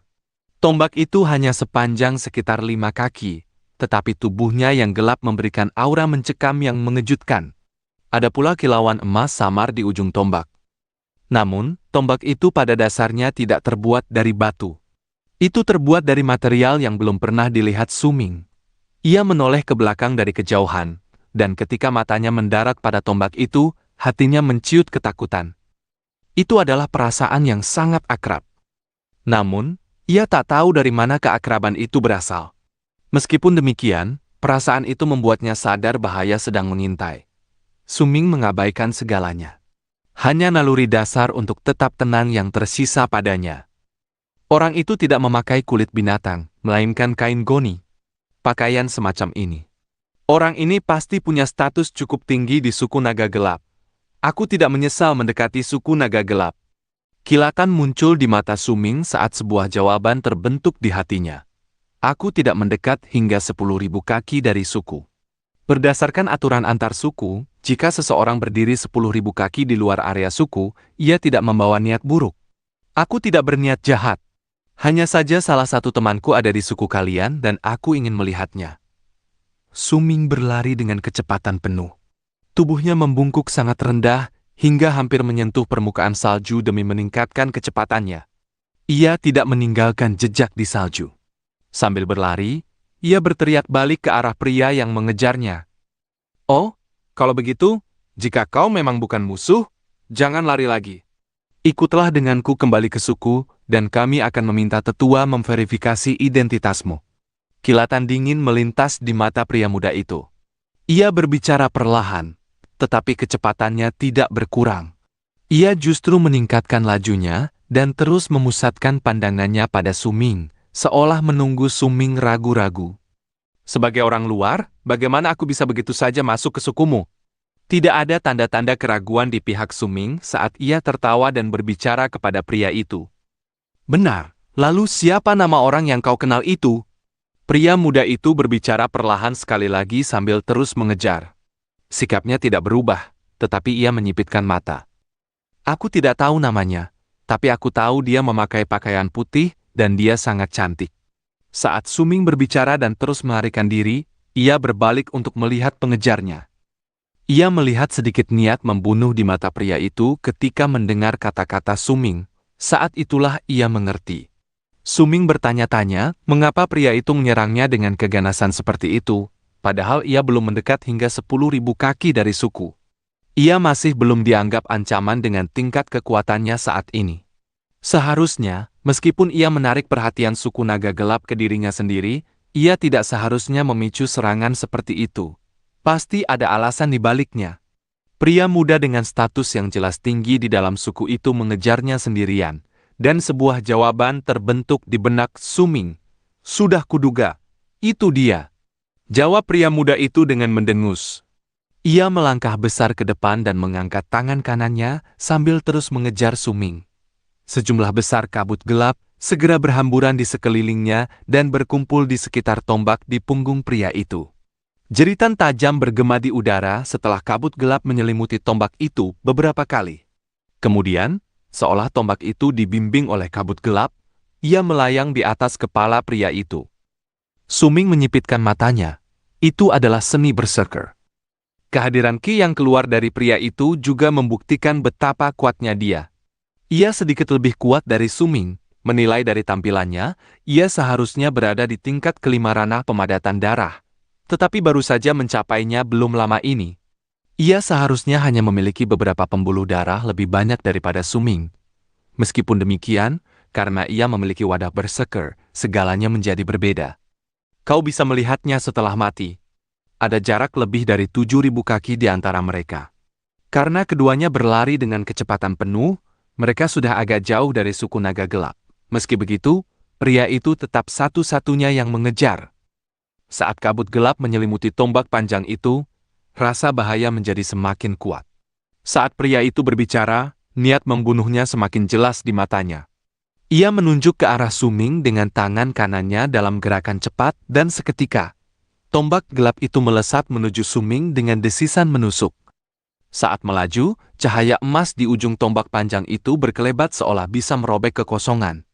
Ia datang ke arah Suming dengan kecepatan yang tak terbayangkan, dan dalam sekejap mata, sudah berada dalam jarak 3.000 kaki dari Suming. Wadah berserker, Suming menyipitkan matanya. Ia mengenali objek itu. Semua 49 pembuluh darah di dalam diri Suming segera muncul. Sirkulasi darah di dalam tubuhnya meningkat dalam sekejap, menyebabkan Ki di dalam tubuh Suming meletus. Tindakan itu mendorong kecepatan dan kelincahan Suming ke puncaknya. Dan tepat pada saat tombak panjang itu hendak menyentuhnya, Suming merunduk. Angin bersiul liar di atas kepalanya saat tombak panjang itu meleset dari atas kepalanya sekitar 7 inci. Ia jatuh ke tanah dengan bunyi keras. Kekuatan serangannya sama sekali tidak lebih lemah dari serangan dari suku naga gelap beberapa saat yang lalu. Berserker normal di tingkat keempat ranah pemadatan darah akan kesulitan menghindari serangan itu. Tetapi Suming unggul dalam kecepatan dan kelincahan. Begitu ia menghindari serangan itu, ia bahkan tidak melirik tombak panjang di tanah. Sebaliknya, tatapan dingin muncul di matanya saat ia berlari menjauh. Suming bahkan tidak berpikir untuk merebut tombak panjang dari tanah. Tertulis di dalam gulungan kulit binatang bahwa hanya berserker di ranah kebangkitan yang bisa membuat wadah berserker mengakui mereka sebagai tuannya.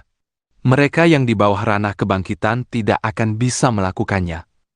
Namun, aneh bahwa pria itu melemparkan wadah itu dengan begitu mudah. Benda itu bisa saja diambil oleh orang lain dengan mudah. Pasti ada sesuatu yang salah. Hari sudah hampir gelap.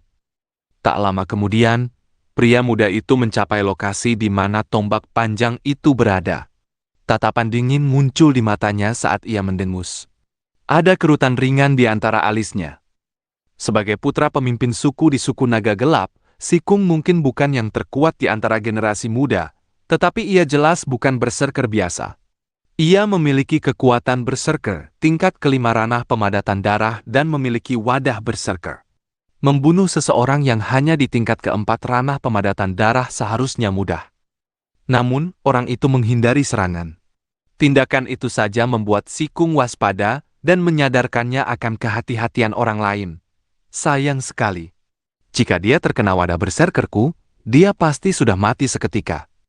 Sikung ragu sejenak, tetapi begitu ia memikirkan sesuatu, ia mengambil tombak panjang itu dengan hati-hati dan melanjutkan pengejaran sekali lagi.